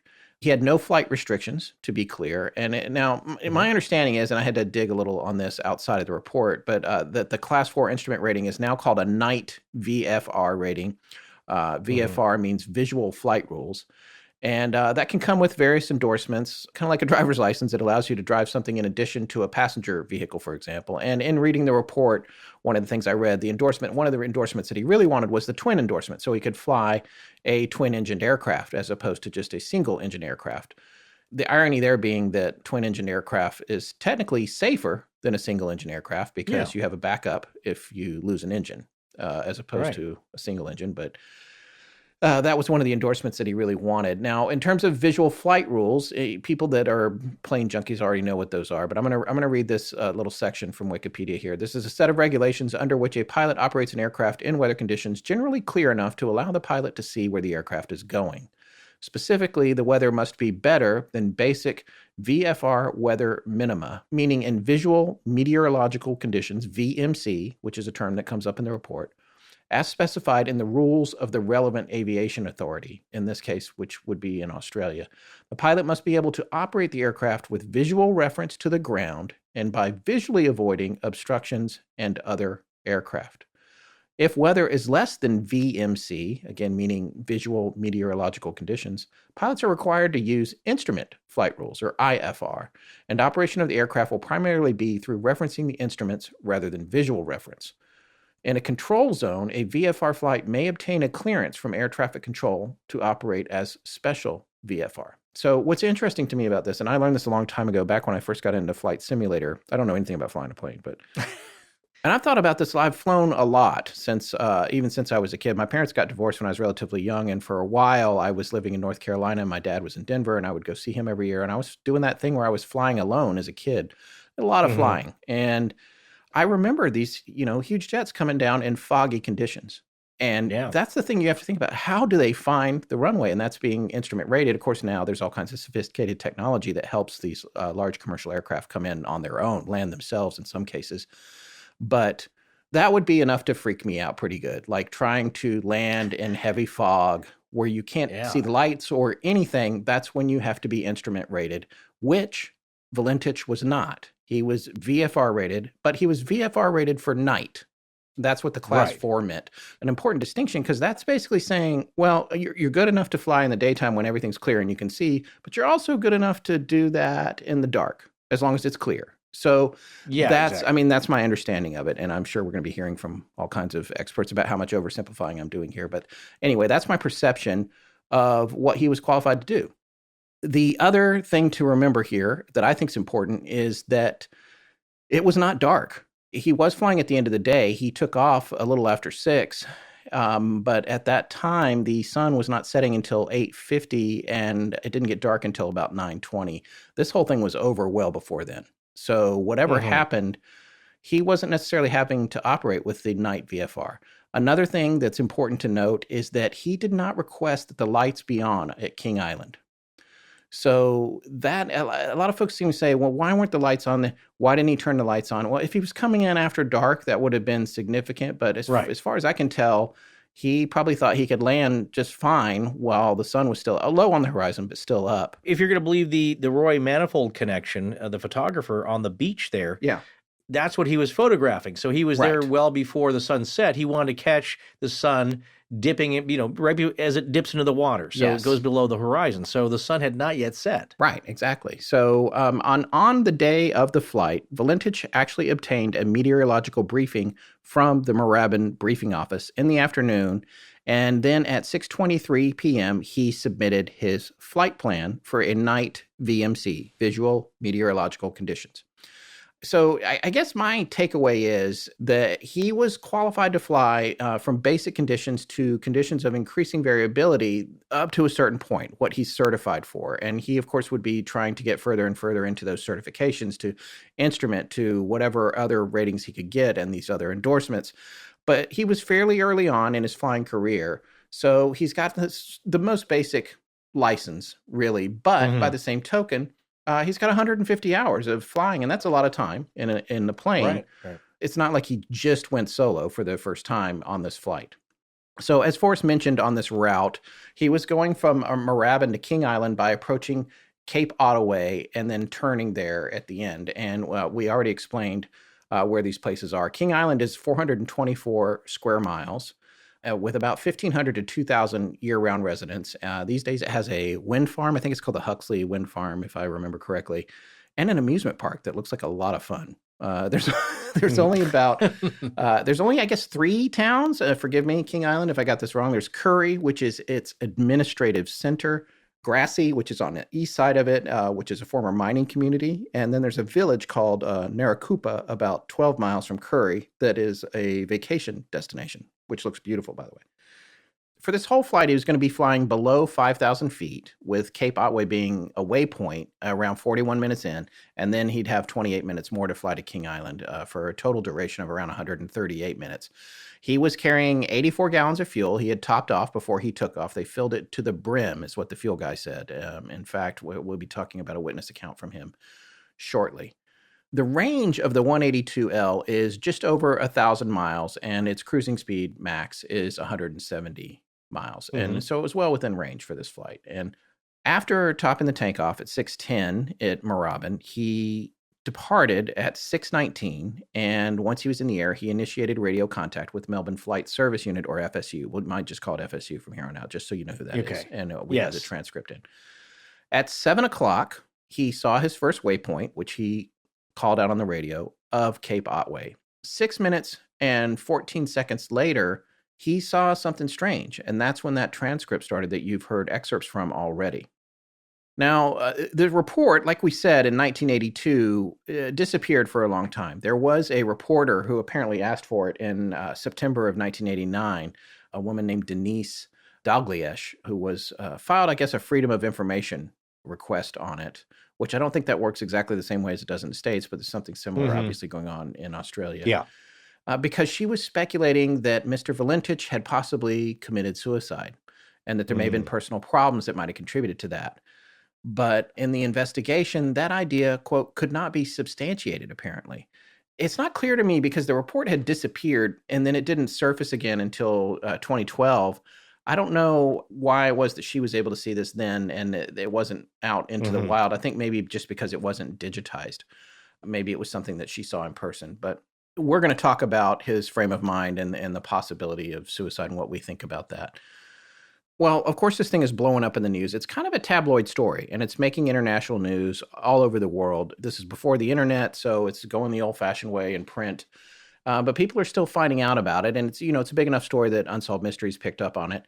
But in addition to that, we have, of course, UFO researchers who are interested. And in December of 1981, again, this information all comes from the report, John West, a former director of the Sydney UFO Investigation Center, wrote to the flight control officer at Moorabbin Airport in, I still don't know how to say this, Victoire, Victoire, Yeah. requesting a Just say it transcript. the French way. Victoire. Requesting a transcript of the radio conversation between Valentich and control, and asked in his letter, quote, "I would also appreciate the official and perhaps unofficial explanation of what did happen to Valentich on that particular flight, as was observed by flight controllers on that evening in question." Well, they responded and said, yeah, we're investigating it. It's what we do. This is not for litigation, but just to develop better accident prevention. And then they explained that investigations take a long time. I think the implication being that it could be years. And then regarding the unofficial explanation, I love this last paragraph. This is on page 48 of the 320-page report. Please also note there is no unofficial explanation of what happened to the aircraft. The known facts will be included in the report if the decision is made to release one. Very sincerely, J.C. Sandercock. Now, Sandercock is the lead investigator on the team looking into everything. So that letter was dated, I think, January 28th of 1982. Now, one of the most interesting things about the report is within the report, there's the briefer aircraft accident investigation summary report. This is a short thing that details all the important facts and indicates the owner of the aircraft, the operator, their address, all the circumstances that they can come up with. And in fact, it says under degree of injury, presumed fatal. Now, in this summary of events that is the brief of the big picture on page 7 of it, there's a description of everything going on, and I'm interested in sharing something from that here. At 1723 hours on 21 October 1978, Mr. Frederick Valentich lodged a flight plan at Moorabbin Briefing Office for a private night VMC flight in VH-DSJ to King Island via Cape Otway and returned to Moorabbin at altitude below 5,000 feet. ETD, I don't know what that means, Moorabbin, was specified, I guess estimated time of departure from Moorabbin was specified as 1,745 hours with estimated time intervals of 41 minutes to Cape Otway and 28 minutes to King Island. Fuel endurance was shown at 300 minutes. He discussed the weather forecast with the Moorabbin briefing officer, but he did not make any request for aerodrome lighting to be switched on for his arrival at King Island. It was established that King Island Flight Service Unit had closed. Therefore, it would be necessary to cancel SAR to Melbourne Flight Service by telephone on arrival. I don't know what SAR is, but obviously if King Island's flight service is closed, he's having to deal with the next closest one that's still open. Yeah. He told the briefing officer he was going to King Island to pick up passengers. This is an important fact to keep in mind as the investigation unfolds. He was not certain of how many, but would telephone Melbourne Flight Service with his estimated time of departure, King Island, and details of passengers and SAR watch before leaving King Island. At 1,810 hours, the aircraft was refueled to capacity. The pilot did not leave the aircraft during refueling, and the aircraft departed Moorabbin at 1,819 hours. Two-way radio communications were then established with Melbourne Flight Service, who were responsible for maintaining a communications and SAR watch on the aircraft during the course of its flight. So I'm going to look this up. Okay, I got tired of not knowing what SAR means, so I just looked it up. Apparently, it means search and rescue. So I guess that's just keep an eye in case something happens. So now we know what that is. At 1,900 hours and 29 seconds, the pilot of VH-DSJ reported position as Cape Otway, and at 1906 and 14 seconds, the pilot asked Melbourne Flight Service for known traffic below 5,000 feet. He was told there was no known traffic. All right, and this is one of the sentences that fascinates me. The pilot then proceeded to describe in detail the various maneuvers of apparently another aircraft or flying device operating in close vicinity to his aircraft.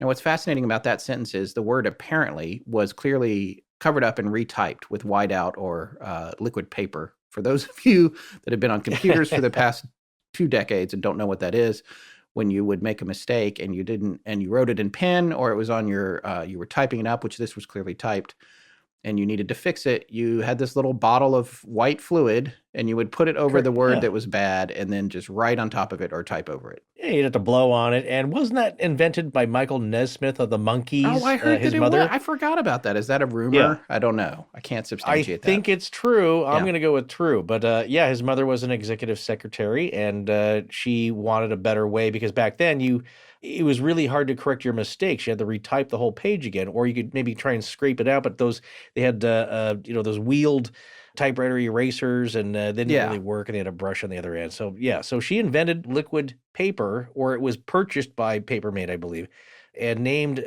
liquid paper her formulation, which was I think white paint and fingernail polish and some other stuff she made in her kitchen, made a mint. All I know is they banned it at my high school because kids were sniffing it.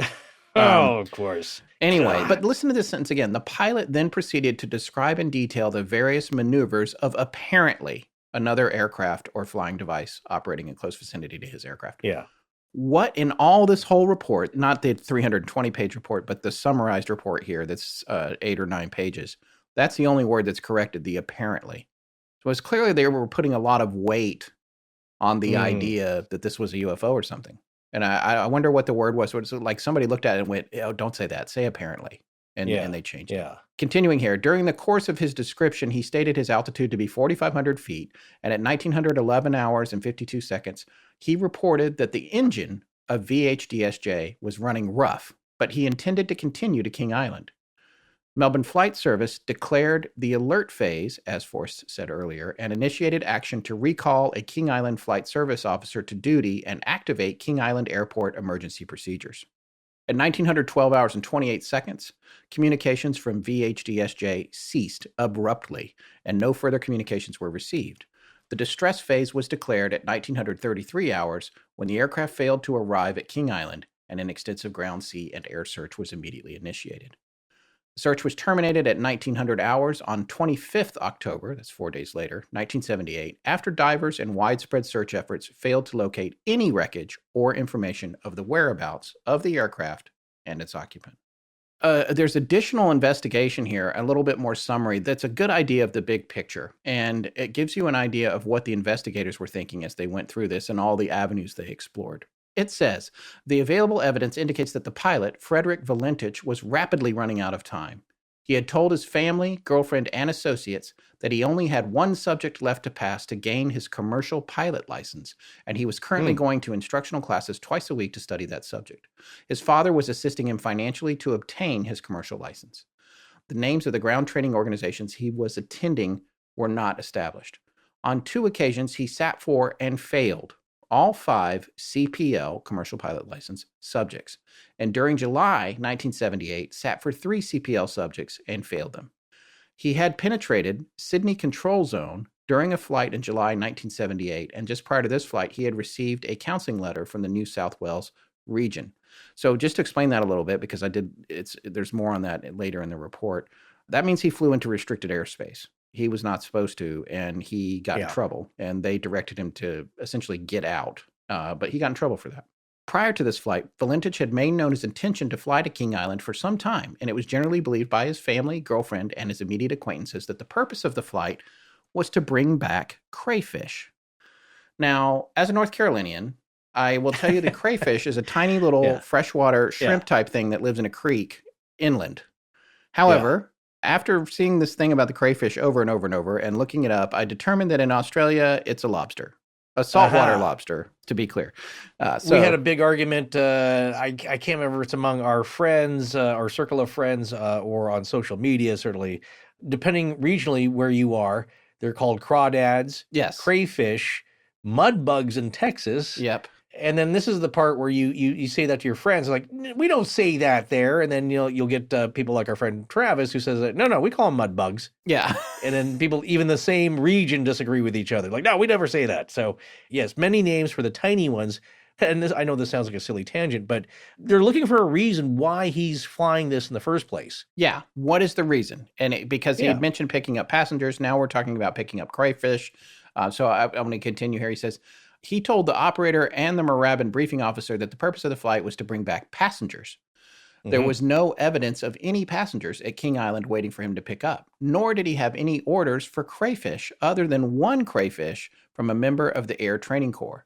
He did not order crayfish from King Island prior to the flight, and as it happened at that time, no crayfish were available at King Island. And that comes out later in the report. It turns out that they were sold out. However, the other thing that comes up, which I'll touch on now, is that, first of all, the Southern Air Services, who operated the aircraft, would not allow the crayfish or the lobsters on the plane. They had a rule about that.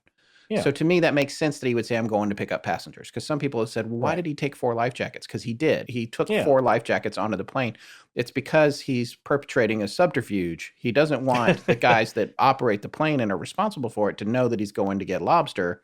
So he takes a life jacket and says, I'm going to get passengers. And figures when he comes back, it'll be after dark. No one will see that he's getting off the plane with lobster. Now, he didn't have an order for a lot of lobster or crayfish. But the point was, he was in the Air Force Reserve, and he was always trying to impress those guys that he was in there with. And it wouldn't be uncalled for the squadron commander that he reported to say, hey, man, if you go to King Island, grab me a lobster. My conclusion, or hypothesis, I should say, was, you know what? He was flying this plane to fly it. He wanted to fly. He loved flying.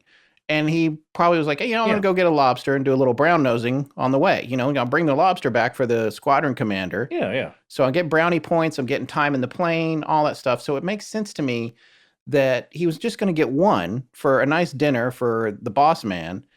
And he didn't order it ahead of time because he probably figured he can just get off the plane and go pick it up and didn't know that it was sold out. And I think that answers the weird questions surrounding why did he take 4 life jackets? Why wasn't he honest about the lobster? All that. I think he was just trying to set out on a task. And in a weird way, I can kind of relate to this. There's something about the way he was operating that feels like how I would try to put something together. Yeah. And I don't know why. I just feel like I can relate to his plan here. Yeah. There's nothing untoward or too weird, even though people try and find that because, again, they're trying to dig for that rational explanation. Is that, he was working some other angle here. This was all a ruse, either to disappear or whatever. But keep in mind, he's a training pilot. That's his passion in life. That's what he wants to do. So the more hours you get behind the yoke or the stick, the better it is. And this was meant to be a training flight where you have to plot a few points and come back. It was easy enough to do. Yeah, if you like to ride a motorcycle, you find an excuse to ride. Yeah. Like, I need to go get some milk. Let me just take the bike. And that's what you do. You find an excuse to do what you like. So that's how I see it. That's what I think too. And we'll elaborate more on that as we go ahead, as we move ahead here. Well, he had told his girlfriend, again, this from the report, he would meet her at 1930 hours, so at 7:30. And this was a time he could not possibly keep with this flight. And that's true. There's some discrepancy there. Originally, they were supposed to have a date, a Saturday night date. And she had to remind him of that. And he was like, but I'm going to King Island tonight. And then he said, but I'll be back. Let's just push it a little bit. But even the time he pushed it to, he couldn't have made. So that was a little weird. And he told his father he would come home after returning from King Island. But that was not something he would have been able. He was going out on a date. So a lot of that didn't quite add up. Again, it indicates he did not request aerodrome lighting at King Island for his arrival. But he was also aware that the King Island Flight Service Unit had closed. And then they say in the report, it seems possible that he might not have had any intention of proceeding to King Island. But even with that being closed, I know you can still land there. The few times that I've been up in a private aircraft, I flew with a friend who had one in Los Angeles, a director, a film director, who now owns a drone company that films for movies and commercials and stuff. He took me on a flight one day from Santa Monica Airport for lunch, which I think I've mentioned on the show before in the past. And we went and landed at a little strip in a lake where you could get a burger in the control tower. There's like a restaurant in there. And he was like, I don't know if she's there, meaning the woman that would guide you in. And he was like, but it doesn't matter. So when you're going to these smaller airports, it's if they're closed, it doesn't mean that you can't land necessarily. No, I've done this back when I was in high school with a friend who, another young pilot, but he was a very smart guy. I think he ended up going to Annapolis. So, pretty sharp cookie, but he knew how to fly. One evening, I think I was staying over, and he said, like, hey, you want to go take the plane up? And it was at night. didn't even occur to me like, Yeah. are you rated for night Yeah, flying? yeah. It was clear out, but I didn't even think about it. Yeah, of course I want to go for a plane flight. And so we went to a local regional airport, which was not open, but he radioed ahead, and there's somebody there, Yeah. and they kicked the lights on. Yep. So we did a touch and go landing, but that was kind of cool to see them do that. You radio ahead, somebody will turn the lights on because it's a lot of electricity, so you don't want to keep them burning all the time. So yeah, so that was interesting the way that operated. But what I learned then, not knowing anything about flying at all, was that I'm ready to just, we pull up in the car and jump in and turn the key, man. Let's go. He's like, no, we're doing a do all that pre-flight stuff, checklist. So he went around with a clipboard. He did all the stuff, and it's like, man, this is really involved. Like, I don't know if I'd have the patience for this, but that's what any pilot will tell you, is that you don't want to have a problem. This is not driving your 72 Yeah, Cougar. you don't get a do-over a lot of times. Something goes wrong in the air. Yeah. Yeah. I'm not sure they made Cougars in 1972, I think. They did. But you can't pull over, so that's the idea. And you can easily get into trouble. And he wasn't the most experienced guy, but he was serious about it. And that's one thing I want to, in his memory, is kind of stress here, that's what we're getting, is that Yes. he took it seriously. He's 20 years old, he was to the point of being a commercial pilot yet, not quite, but he was dedicated to achieving that. Yeah, and he was having academic issues, and I'm sure you heard us say that he in this report it talks about him failing those tests, but Right. he was still studying for him and trying to learn for him. He was very driven, and he wanted to keep taking them. It's kind of like the CPA exam or anything that's complex like that. It's, you know what, you take it again, and not passing it doesn't necessarily mean that you'll never pass it. So he seemed to be determined to go on with that. And I think what you'll find here as we talk about some of his character references is that people thought that he would get through it, even though he clearly was not an exceptional student. So, when you start tearing apart somebody's life and looking back at all these things, especially posthumously and after, in hindsight, after an issue like this, I think people lean a lot into shortcomings and sometimes too much, because you have to wonder, what would my own life look like if you picked it apart this far? Especially with these strange occurrences and paranormal events, possibly it turns into an ad hominem where let's kind of maybe just look at the character of this person, not what happened. Yeah. Like the PGF, you looked at Roger Patterson. Well, this guy's a goofball. Of course this couldn't have happened. Right. It's like, well, don't look at him. Look at what happened. Yeah. Something I've come to learn is that usually a lot of these small airports have pretty good cafes at them. Yeah. Because guys will fly in, eat, do a land, and have lunch there. Yeah. That's what I'm saying. You find an excuse to fly. So let's travel up the coast and we'll have lunch at this small airport. And so most every place that I've been, I can't say I've had a bad meal at a small regional airport cafe, and they usually have one there. Yeah. Well, and that's what my buddy said. He said, we're going to go down there. They got the best burgers in the world. And I was like, who makes the burgers? And he goes, the woman that just told us, what the crosswind was. I was like, oh, cool. Right. That's exactly. Yeah. So there's a good tip for people if you're traveling. Check out your local airfields cafe. Yeah. Well, continuing here with just a few more things from this page of the report. It goes on to indicate that his girlfriend had stated that he perspired profusely and his voice changed in any unexpected or out of the ordinary situation. So that's one thing that says he's kind of prone to a panicky physical reaction. However, a lot of his friends, as we'll see, tend to indicate that he's very measured and that he doesn't act without thinking first. It's just maybe a physical reaction to being under pressure. It was particularly noticed while monitoring the recorded communications containing his detailed description of the other vehicle's maneuvers that his voice remained matter-of-fact and completely normal. If it had been the pilot's intention to disappear, a number of directions of travel were open to him to maintain communications for the period he did while operating below 5,000 feet. So they have an attached VHF coverage chart, which would indicate all the places he could have flown to while saying that he was off the coast of Cape Otway if he was perpetrating some kind of trick. However, it is unlikely that such a document would have been available to him, and his possible tracking directions would be limited to known coverage areas. Had the flight proceeded as planned and the aircraft did crash into the sea, it is most probable that wreckage would have been sighted. The aircraft disappeared without trace, and no wreckage was located or information received concerning the whereabouts of the aircraft and its occupant. It therefore is not possible to determine the cause of the disappearance, but it seems likely that the aircraft did not crash in the sea between Cape Otway and King Island. And that is a significant sentence. Listen to that again. That's the end of this report, this 4 or 5 year report here. It seems likely the aircraft did not crash in the sea between Cape Otway and King Island. Yeah. Latch onto that. Yeah. If it didn't crash in the sea, where'd it go? Because here's the thing. If it had crashed on the land in this area, this is not a huge area that we're looking at. King Island is tiny. They would have found it almost immediately.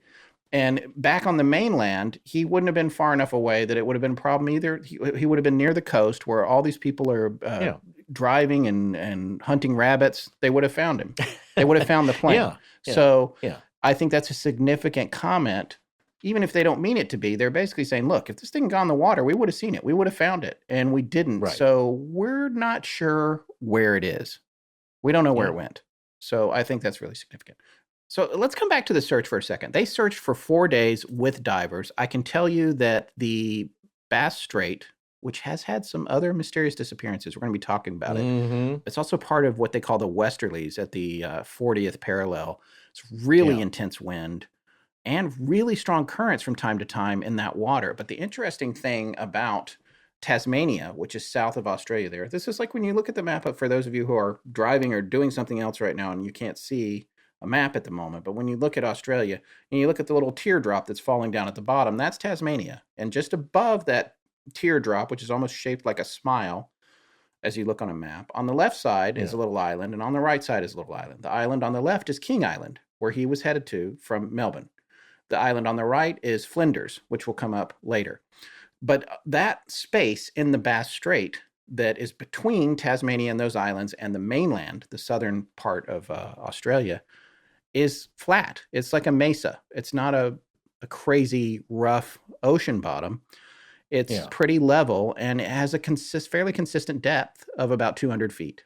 So it's really interesting to see, on Google Maps. Yeah. And you can see the underwater terrain and what it looks like, and see the once land-bridged continent of Australia with its heart-shaped Tasmania below. Was it 12,000 years ago? 14,000 years ago? 12,000 years ago, it was continuous. So if the water was 200 feet shallower, you'd be able to walk from Tasmania to Australia. Yeah. So when you think about these divers, apparently they're not looking in a particularly tricky area in terms of the sea bottom. But they terminated that search, as we said, October 25th at 7 p.m. after 4 days, and not finding anything significant. However, there were 2 things that were noted in the report as search problems. There was one where an Orion aircraft apparently spent way too much time trying to direct a surface vessel to a position of a possible oil slick and debris. Now, it's my assumption that that vessel got to that oil slick because the report goes on to indicate that there was an analysis of an oil slick. So I'm thinking it's the same one. I don't know for sure, but I think it is because it's the only one mentioned. It is significant to note that the analysis of that oil slick, because you think, oh, wait, they did find something. Yeah. The oil was not consistent with aircraft fuel or lubrication. I'll read it here in a little bit. I can't remember, but it didn't come from the plane. It's what they said. The other problem they had with the search was that there was a light aircraft that did not have any integral navigation systems. Now, remember, this is before GPS. If you didn't have that radio signal, you couldn't figure out where you were. And this plane found possible debris, but it was out of sight of land, and they had to climb up to fix a position, I think to about 3,000 feet they were trying to get to.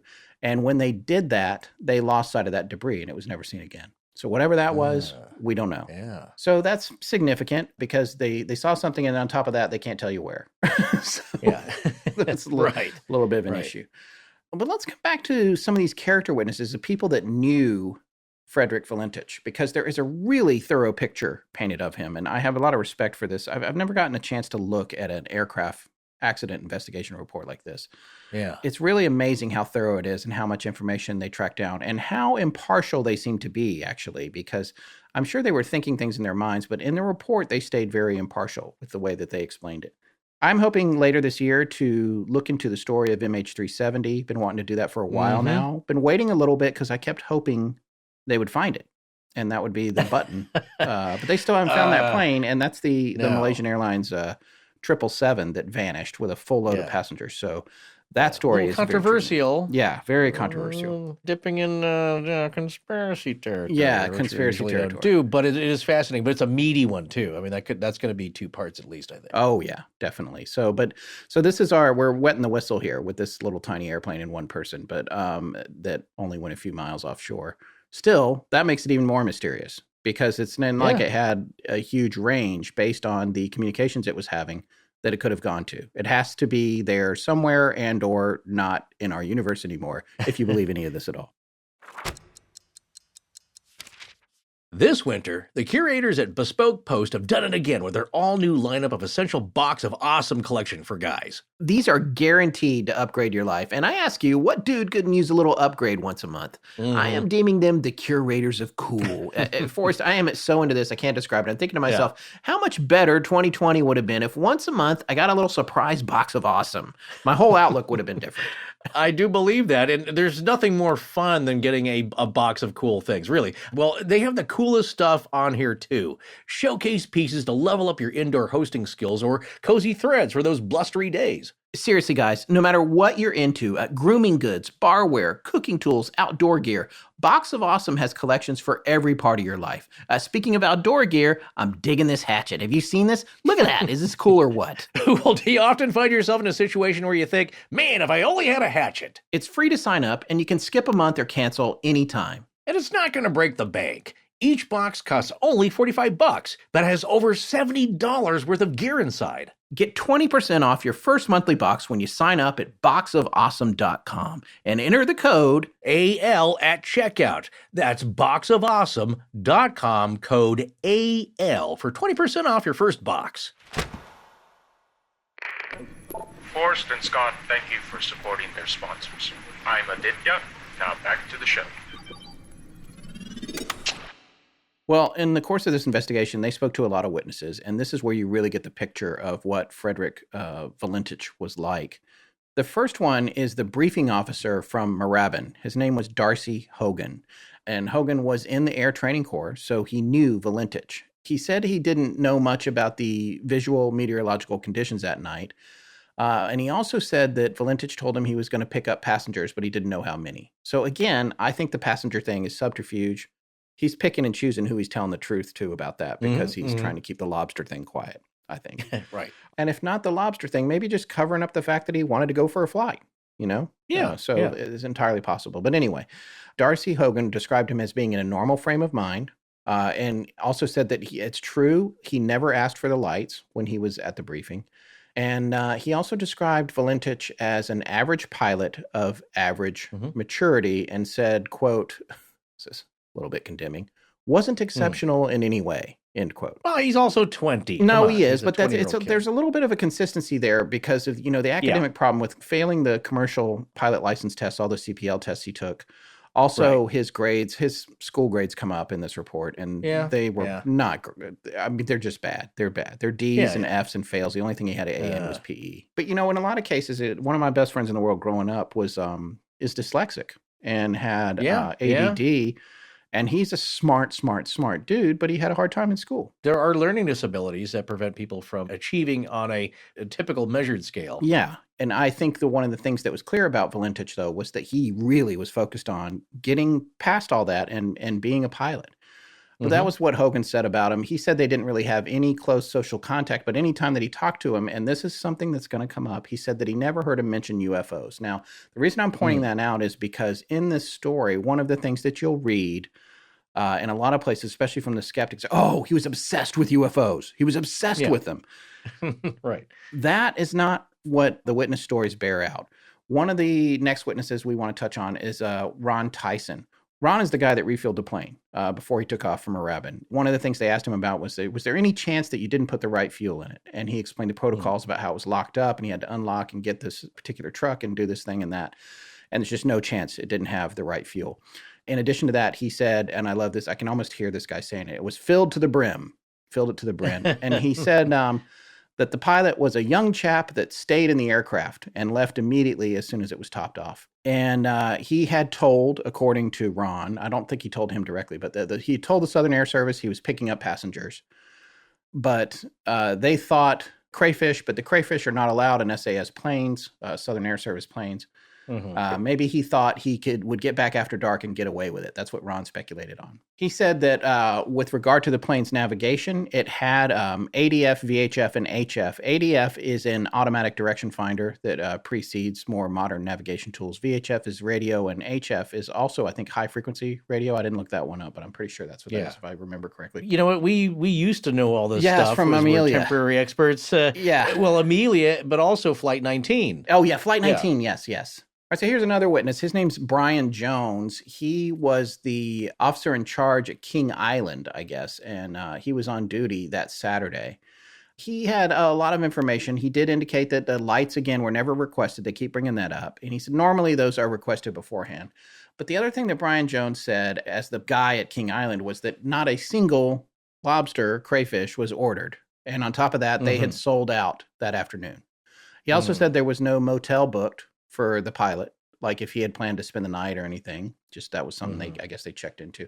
And he didn't recognize Valentich's name, but he did know the plane. It had been there before, which makes sense because lots of people were flying it out of Moorabbin, that particular aircraft. It wasn't Frederick's plane. It was the Southern Air Services plane. And then another interesting conversation here was had with a cray fisherman and kelp farmer at King Island named Cliff Day, who said that he was not going to go crayfishing until the next week and that he had last gone in June of 78. So maybe there was a season or whatever. He said he cannot remember who he sells crays to, and the name Valentich means nothing. He had no phone call from Valentich ordering crays, and if he had rung, there were no crays available from him. It is unusual, he said, for someone to expect crays at that time of night, but if they had been ordered, there would have been no problem. I love that these lobsters or crayfish are at the middle of this whole thing. Was he trying to get them on the plane? I don't know. Well, you know what? It might be something about live animals transporting. Yeah, that could be it too. Just off the top of my head. But if you're transporting lobsters, you want them live because they're freshest and they will keep in colder. You put them in a cooler with some ice and they'll keep. So maybe there's something having to do with that, some regulation about transporting live and then if they go in, there's food. And there's another witness here, Mr. K. McCrawley's, who was the mess officer in the Air Training Corps. It says here that this investigator, I.S. Smith, had spoken to him concerning the report from Mr. Guido Valentich that his son was going to King Island to pick up lobsters for the mess. He told me the mess had not ordered any crays. However, members may have made private arrangements, and he would check it out that night. Mr. McCrawley phoned me today and stated that Squadron Leader Grandy had ordered a cray if Frederich did go to King Island, but there had not been any other firm orders. So here, this is a confirmed request from the Squadron Leader for a lobster from King Island. Yeah, so good to nail that down. But Frederich didn't call ahead and didn't actually order it. Now, the thing that I will say about this, people are like, ooh, he wasn't going to go. He was never intending to go there. He was going to fly the plane into the ocean. Here's the thing. One of the things that's consistent in all these witness reports is that Frederich had a predilection to overlooking small details. So that he was focused on big picture and things like that. But even his dad said, he can overlook small things. The takeaway for me there was that it would make sense to me that he would fly there and not have checked to see if there was crayfish there before he got there, especially if he only needed one and thought, I can get one. It can't be that hard. I could see him doing that, or just being like so excited about the flight that he forgot the reason he was getting it or something like that. There's just, it just doesn't mean much to me that he didn't order it, I guess. In the scheme of things. I think it's because I'm a little bit scattered and I can relate to this guy more than I want to. I do the same thing. When you have an end goal, you're focused on that. Sometimes you can forget side things. Yeah. There was another gentleman, Vince Alfonso. He flew that same plane at 6 a.m. that morning. The same exact plane. He did a daily inspection before 6 a.m. He flew it at 6:10 a.m. He had no issues except that he had a passenger who noticed that there was a fuel cap trouble, but that wound up being repaired because when they landed, I guess, they saw something. They landed and the cap was hanging by its cord or whatever. So they got it repaired before Valentich flew it. There's not apparently really anything there. Now, one of the bigger, more significant witnesses, this is a character witness who had a very involved relationship with Frederich, or interpersonal relationship, was Captain E.R. Barnes. Barnes is Edwin Rober Barnes. He's a captain with Associated Airlines, also Air Training Corps RAAF, and therefore the contact through squadron leader Grandy. Barnes actually had instructed Fred in navigation and aircraft performance, but he never flew with him. And so these are the comments that Barnes said about Fred. He spent a lot of time with him. He basically tutored him. He said that Frederich had a healthy approach to flying. He never took shortcuts. He said in all the time that he spent with him, he never even mentioned UFOs. He said he was a quiet person till he got to know you. He didn't ever really see much anger in him, except for one time when he was on an approach and he was apparently approaching the wrong runway, and the traffic control got on him about it. And he was mad because he said he was following procedure to the letter. And whenever he talked about that story, he got mad. But he said that he had never flown with him. So in this letter from Barnes, he talks about, it's a letter that he sent to the investigators. He talks about Fred, and he says it's basically a glowing review of admiration for him. And he talked about how Frederich was, since he was not accepted for RAAF aircrew, he was pursuing a civilian pilot license. I guess he was saying that he wanted to show the RAAF that he could be a pilot. And he did one of those things which I admire. He showed up at the Air Squadron, at the Air Training Corps. He would just show up and work for free, do things for them, cleaning up around and going to do things without pay. But he also said, he failed all 6 CPL exams and then commercial pilot license exams. And then he asked me for help, and he came every week and I helped him. And he said he was always responsible. And sometimes he would have to bring his younger twin sisters, and he was very carefully supervised them, even though he was over there getting a lesson. And he found that as an admirable indication of his responsibility level. He said that he had a responsible attitude towards aircraft. He rarely saw him drink, never saw him drunk. He had no adverse comments about him drinking. He wanted the instrument rating, of course, and he also wanted that twin endorsement that we mentioned earlier. He was a really bad speller, which I think, again, is consistent with dyslexia or ADD or other problems. But he said that he felt he was academically suited to be a pilot. However, he had navigation problems on the exams. And what he chalked that up to was really just his impatience and desire to finish the exams. Again, I think this is typical of, I don't know a lot about ADD, so I'm not trying to be an expert about it. But I think it is typical of attention deficit disorder type situation, maybe, where he's losing patience with finishing the problems the way they need to be finished. So he takes shortcuts and gets it wrong. But he did have a respect for authority. He said he never saw Matt except for that one time about that approach that we mentioned a few minutes ago. He had a healthy flight discipline. He had determination, and he described him, and I quote, as a battler. But here's the other part of it. He actually lied to Barnes about failing 2 exams that Barnes had helped him prepare for. And he did not know that until he disappeared.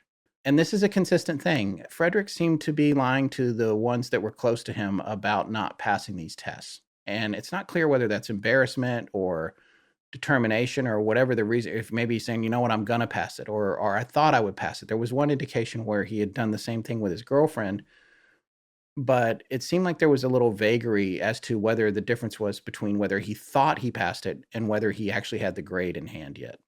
So I don't know there. I want to read the last 3 paragraphs of this Barnes letter, which I've summarized up until now. This is on page 69 of the 320-page report.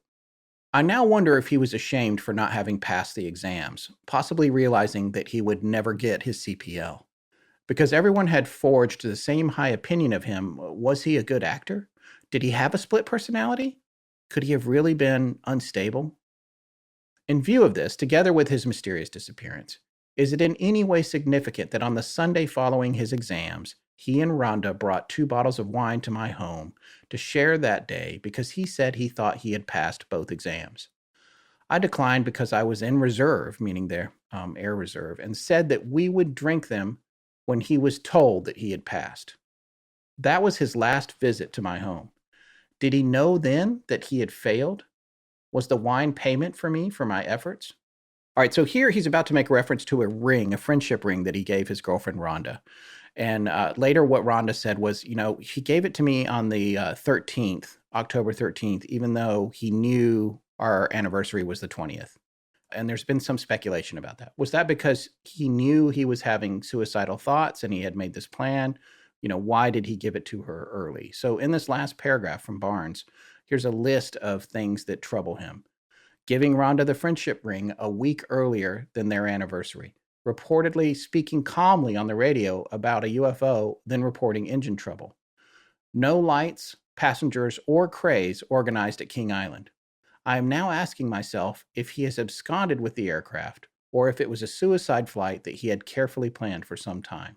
He closes out with, I trust that the above information is acceptable and may in some way provide helpful to your investigation. Yours faithfully, R. Barnes. So I think it's a pretty fascinating letter. That one really gives you a lot of detail. Yeah. All right, we should talk about the weather. There's not a whole lot to say about this. I think we touched on this a few times already. It was excellent. There was little to no cloud cover, very light winds, calm sea, 60 nautical miles of visibility. And again, the sunset was 8:50 p.m. with last light at 9:21 p.m. Everything that happened to Frederich started at 7:06 p.m. So as far as we can tell, unless we've made a mistake or a bad calculation, there was plenty of light. Even though he was night rated, he was not really in a situation. He would have been probably on his return, maybe dealing with darkness when he took off. But again, remembering, and this keeps coming up, he didn't ask to have the lights turned on at King Island. Yeah, he didn't need them. And this is another crucial point with the arguments against it being some kind of phenomenon, is that when you talk about the other aviation problems with pilots not noticing that they're slowly descending and losing altitude, those are usually in other conditions. Again, I go back to Flight 401 where it was nighttime. There was no ground lights to speak of in the Everglades area. It was so gradual. Nobody in the cockpit noticed that they were slowly descending gradually until it was too late. That's when that happens. Right. Not now. What is the alarm? There's an alarm. Terrain. Isn't it like terrain? Well, I know that because I was working on a video for Honeywell, and they were working on the TCAS system. And so as you do when you finish the video, you make 1,000 dubs of it. Right. So I just kept hearing, pull up, pull up. That is scary. And it's this weird robotic voice. It's not what you want to hear. Yeah. You're about to die. Yeah. It's not alarming. It's not authoritative in a way. It's just, it's a very strange thing. But that's what pilots hear when they come close to another aircraft. But as far as getting too close to the ground, there are warnings that go off, at least with the more modern aircraft. All right, well, here is the statement from Guido Valentich, who was Frederick's father, and obviously the one who seems to be most connected with missing him. And we've talked a little bit about his mom, and I don't know a whole lot about this because at one point, the copy of the report when it was finished said it was delivered to Mrs. Valentich, but she doesn't come up anywhere else as having been talked to or anything. So I'm not sure, for all I know, it wouldn't be Mrs. I was going to say that could be one of his younger twin sisters, wouldn't be a Mrs. But it's interesting how absent she is from all this information. But when they did talk to Guido, there's a whole page about that. It's got some detailed information. It's actually page 83 of the PDF of the report, which is actually 320 pages, even though the report itself is 315. So when I mention a page number, this PDF of the full report that's relative to the 320-page document, just so everyone knows. But, he said, yes, Frederick was studying commercial pilot meteorology via lectures, which I think he was attending once or twice a week. He said that he was in totally normal spirits, good spirits, the morning of his flight. He said he had no financial problems, and this is something that was echoed by all the witnesses. Nobody knew of any money problems that he had, and in fact, I think when he disappeared, he had $1,500 in the bank, I believe I read. He said that he was generous and that he, on holidays and stuff, he would give generous presents to his family. But his dad, Guido, did help pay for the flying to help fuel his interest. There were no problems at home, according to Guido, and he did his home duties or chores or whatever. And just to point there, we're going to come to another witness later. I can't remember who it was now, but it's going to come up, who did suggest that there had been an argument recently at home. But again, that doesn't, I don't know what that means. Families argue, so it didn't seem very specific. But here's an interesting couple sentences I did want to read from the end of page 83 of the 320-page PDF that is taken from the interviews with Guido about Frederich. And it says, Frederich always had the idea that some people wanted to stop him succeeding, so he didn't discuss his flying or intentions with anyone. He just wanted to get through and surprise everyone by showing them that he could actually do it. So I thought that was interesting. This is something Guido is pointing out, which I think is saying, it's not a character flaw. It's just that he was head down and focused. But there is a little bit of a paranoia to the idea that people wanted to stop him from succeeding. And maybe he felt put upon because, as we said earlier, he was having academic difficulties and that sort of thing. So it's hard to say. And, these people are describing him as unexceptional and average. A lot of people are all describing him as a very middle-of-the-road guy. But one thing that he seems to have in spades is determination. Now, when we get to page 84, these last steps of the interview with Guido Valentich, which was done by the investigator letter P, Graham. Again, there was 4 investigators and then the one lead investigator, which was Sandercock. I can't remember each individual investigator's names, but it's in the report. Mr. Graham collected this from Guido, and I wanted to read these statements here about UFOs and also his girlfriend. This is very interesting. Frederich was a firm believer in UFOs. He had saved articles and information on UFOs, read Chariot of the Gods and other books, and went to see movies on the subject. This interest started when he was in school about 6 years ago. His belief has been strengthened recently when he was allowed to see the RAAF's confidential files on UFOs at East Sale and at Laverton. He wouldn't... Yeah. That's kind of cool. He wouldn't discuss these details with his family as they were confidential. So that's a whole paragraph right there. What is that about? I don't know. Next paragraph. His mother saw a UFO one night. She called Fred, and he saw it too. It was a large light, 10 times larger than a star, was stationary for a while, and then moved off at a great speed. This happened about 8 months ago. Before the incident? Yes. 8 months prior to the incident, he and his mom both saw a UFO together. His father eventually became convinced that UFOs existed. That's another line. In the report, this is in the official report. Frederich worried about attack from UFOs and what they could do. His father had told him there was nothing they could do, and so no point in worrying. I don't know what that means. Does that mean there's nothing that the UFOs could do or nothing that they could do defensively against UFOs?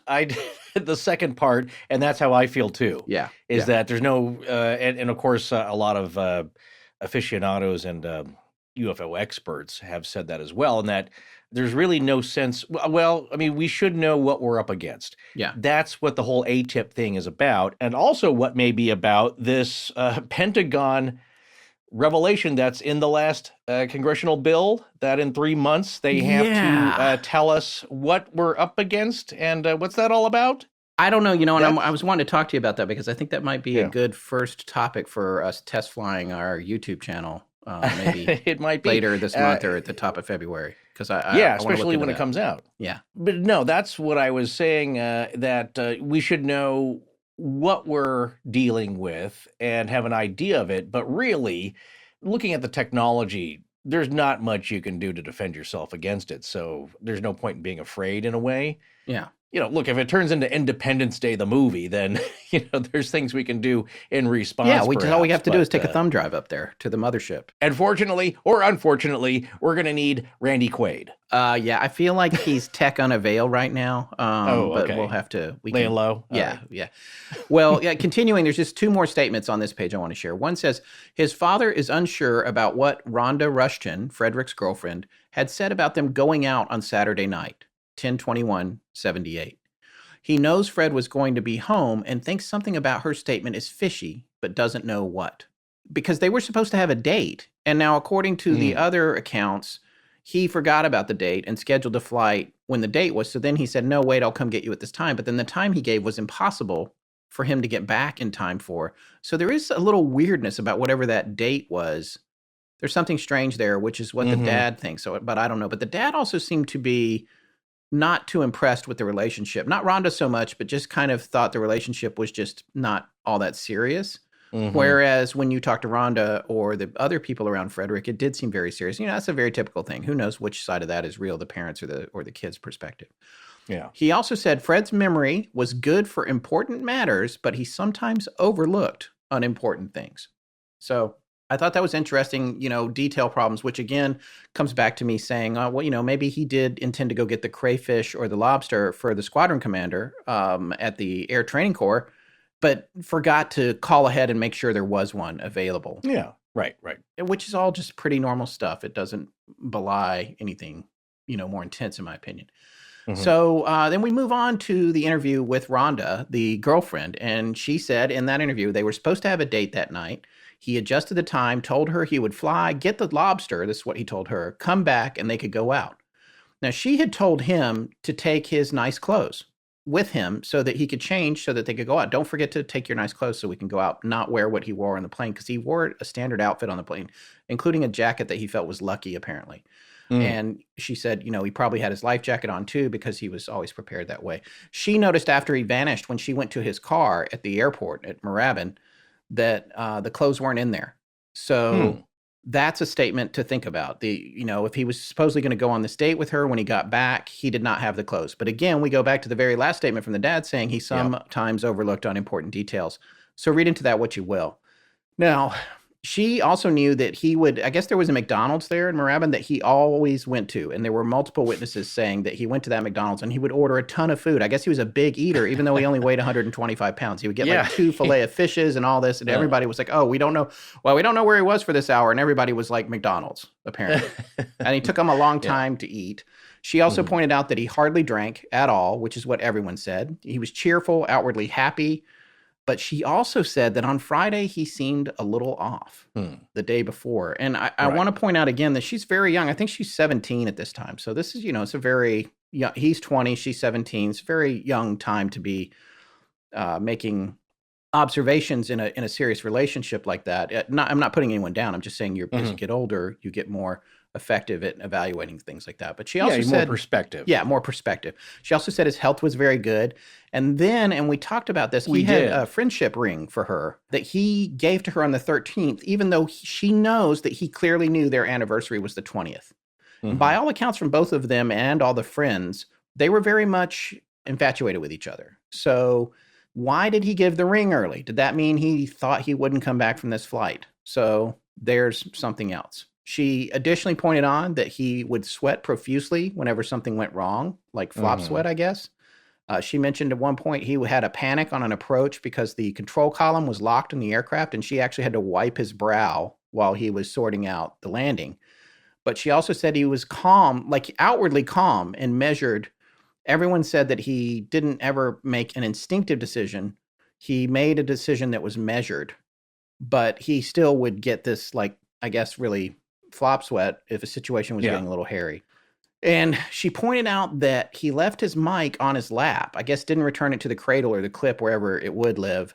And sometimes it would be activated by his legs moving around while he was flying. And she said he had a habit of rubbing it on his sleeve before using it, which is interesting. She said, too, that he had long legs and he would push his seat back.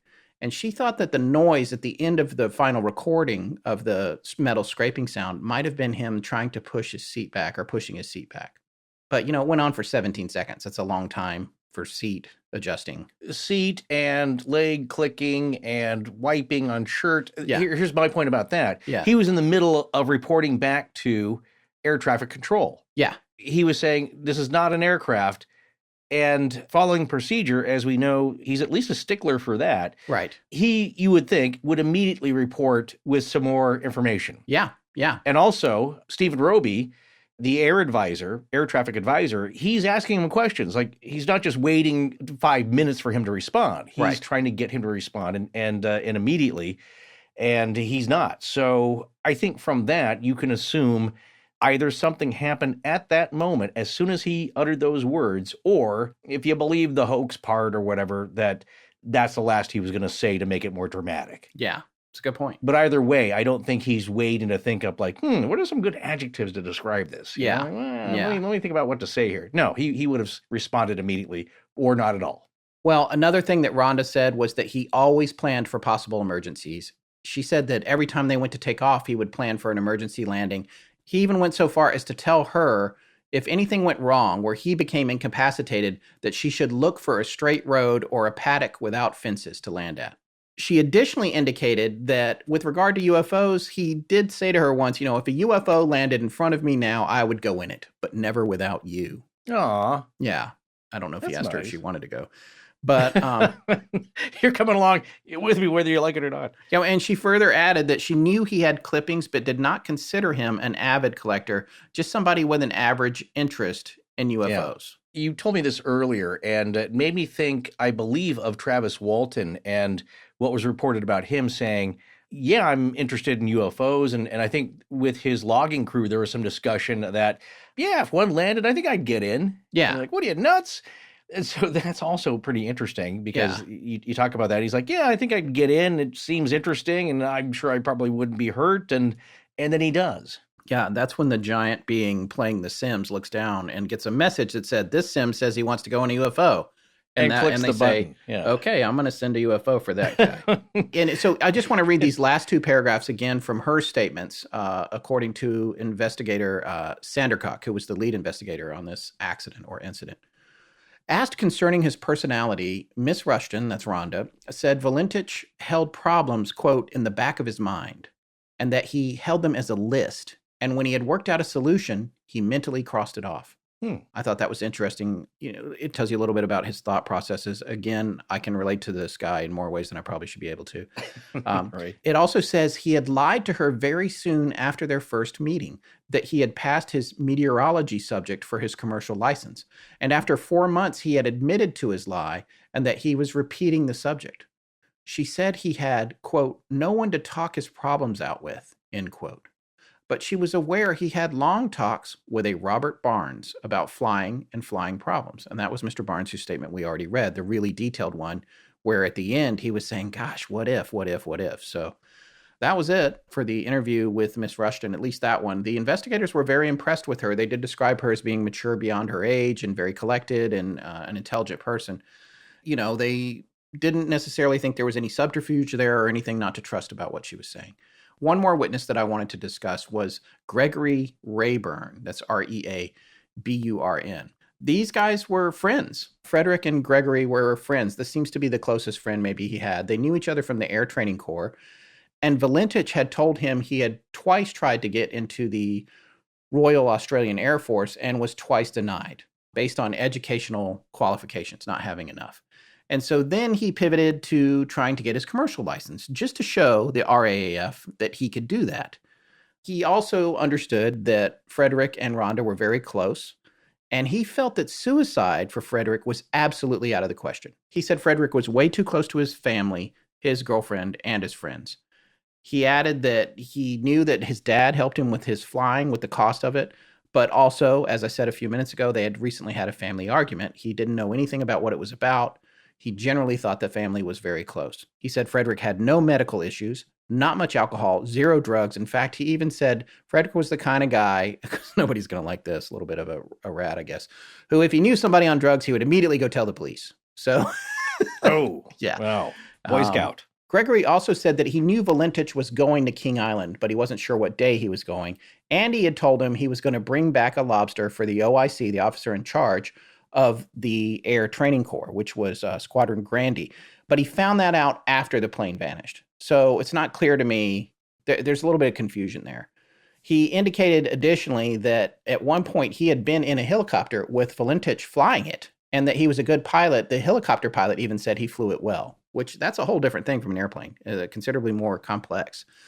He added that he was not prone to hasty decisions or panic. He always stops and thinks, which is the same thing that Rhonda had said.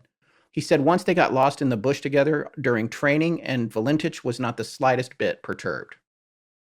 Now, this is the counterpoint to the whole profuse sweating thing again, and I'm acknowledging that. There's a thing about where he gets to where he's sweating profusely, but by the same token, everyone says he stays calm. I'm not sure how those two things balance out. Maybe that's just a physical reaction that's not connected to his mental state. I don't know. It depends on the situation where if you're not panicked or, there's people breathing down your neck, certainly as editors, remember that when you have eyeballs staring at the back of your head? Oh, yeah. And you're trying to do a complex edit. And I've known some editors that have locked up. Yeah. I call it editor freeze. It's horrible. Yeah. When the people are getting agitated because they think they can do it better than you, even though they don't know how to work the software. Yeah, and they're waiting for you to fix it super fast, but it's a complex problem. It's a complex problem. It requires programming. That's when you're like, are you sure you guys want to eat? There's a great restaurant down the street. You want to go get some lunch? Come back. I'll have this all sorted out. That's what I would do. I do. It's on me. He got fired from like his first 4 editing jobs because he would eventually have to pick up the manual Yeah. and look something up because it was complicated back then. Yeah. And, you got clients there and they don't like that. So in that situation, I would probably start sweating. But when you have some time to figure it out, he's a rational thinker. Yes. And that's why, again, going back to Roby's statement, is that, well, he sounded concerned, but not panicked. Right. He sounded a little confused. He didn't understand what he was looking at. And I'm sure, if you even know about UFOs and you've wondered about encountering one, and then you actually do, you don't know how you're going to act in that moment. Right. So he's aware of what he could be looking at, but not sure how to handle this thing, as he said, toying with him. Right. Or how should he proceed? What do you do in that situation? So he's trying to, I'm sure his brain's trying to rack through good standard procedure, but he is concerned, but not panicked. Well, that's a good point. And here's one of the other interesting things that Rayburn said. He said that Valentich believed in UFOs, but was not fanatical. This is the second or third witness saying this. Yeah, he believed in him. He had some clippings. He wasn't obsessed with him. He also said the same thing Rhonda said. He would have been wearing his life jacket because he was flying over water, and he would have put it on as a precaution. But there was this additional thing that he said towards the end of his interview. He thought the timing of the night was weird, and this is the weird thing. He had arranged to pick his girlfriend up at 7:30 p.m. to take her out, but he told his dad, Valentich's dad, Guido, that he'd be home from flying at 10 p.m. There was no way he could get back to Rhonda by 7:30. And he said anytime he was going to be late for something, he would call ahead. This is another thing that I do. Mm-hmm. He also said no gambling, no financial issues, no police record, and he had never once spoke of being disoriented in an aircraft. So that's from his buddy that had known him 7 or 8 years. So all those people lined up together, I think, give you a really good picture of what Frederich was like. At least I felt like I had one. I felt like I really got to know him after this, and I guess I felt more empathetic for him. I mean, he's a pretty young guy. It's pretty impressive what he's doing for 20 years old. Sure.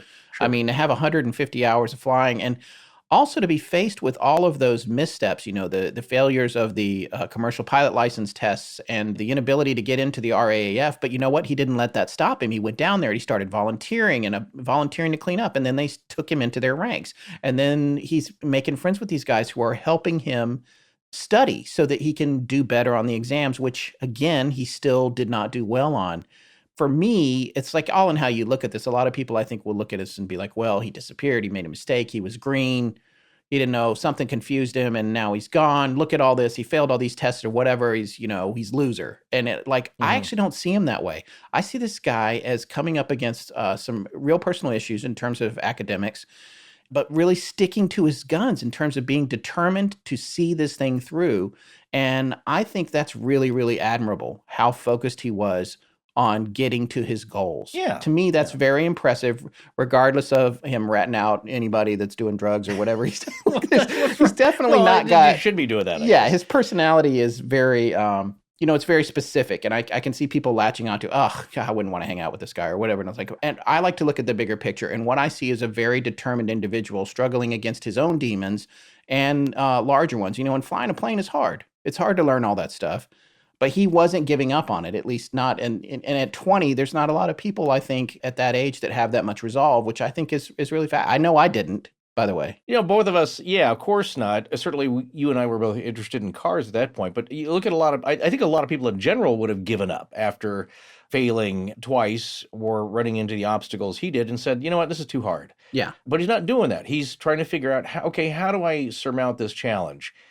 Well, it doesn't matter what era you're in. At 20, a lot of younger people don't stick with stuff because you got so many other interests. You know what I'm saying? When you're it's that hard to age. figure out You're what you want to do. Yeah, you're I trying knew I other didn't stuff know. out. Yeah. I mean, I thought when I was maybe 10 years younger than that, at 10 to 15, I thought I wanted to be a jet fighter pilot. Yeah. It was so cool. It's the coolest machine on the planet. And then I realized I don't think I was tall enough, and I had good vision then, but there's other specifications that can keep you out from that. So, and there's a lot of math. It's really interesting. It's really exhilarating, but I wouldn't say it was fun.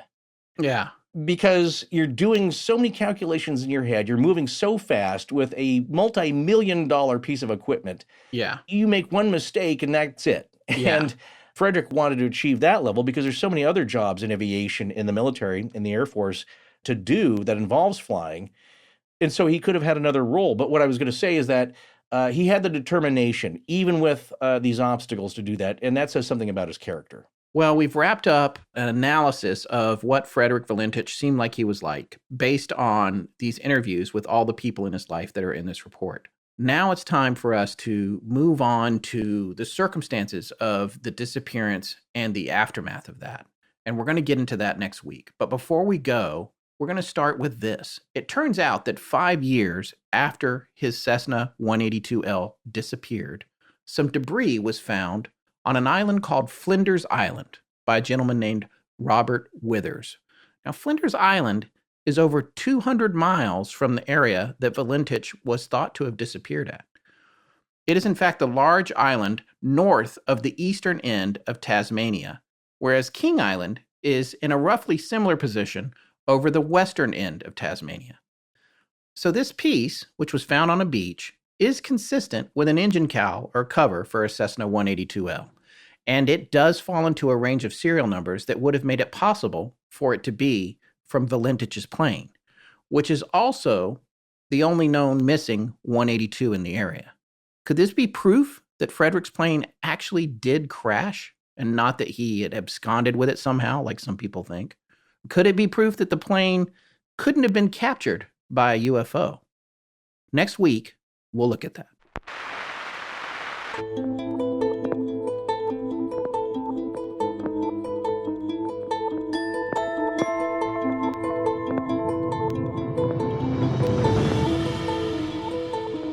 That's going to wrap up part 1 of our 2-part series on the disappearance of Frederick Valentich. A very special thanks to George Sabados of the Float Your Boat podcast and Christopher Tyler, who will be a guest next week, for providing the voices we used in the radio conversation of Valentich's last flight. We'll be back next week with part 2. Please remember to support our sponsors. They help keep the show free and the lights on in Blanket Fortiana. Special thanks to John Boland. This is Jay Freeman, and I give my permission to Astonishing Legends To use my voice however they see fit. Galaxy-wide in perpetuity. Please help me. Our show is edited by Sarah Voorhees Wendell and co-produced by Tess Feifel, who is also our head of research. Our theme, which is available as a ringtone, was composed by Judson Crane, and our sound design and additional composing is by Ryan McCullough. Special thanks to the Astonishing Research Corps. But most importantly, we want to thank you, our listeners. Visit our store at astonishinglegends.com or interact with us and other listeners on Twitter, Facebook, and Instagram. You can also support the show at patreon.com/astonishinglegends, where patrons have access to additional bonus content. No part of this show may be reproduced anywhere without permission. Copyright Astonishing Legends Productions. Good night.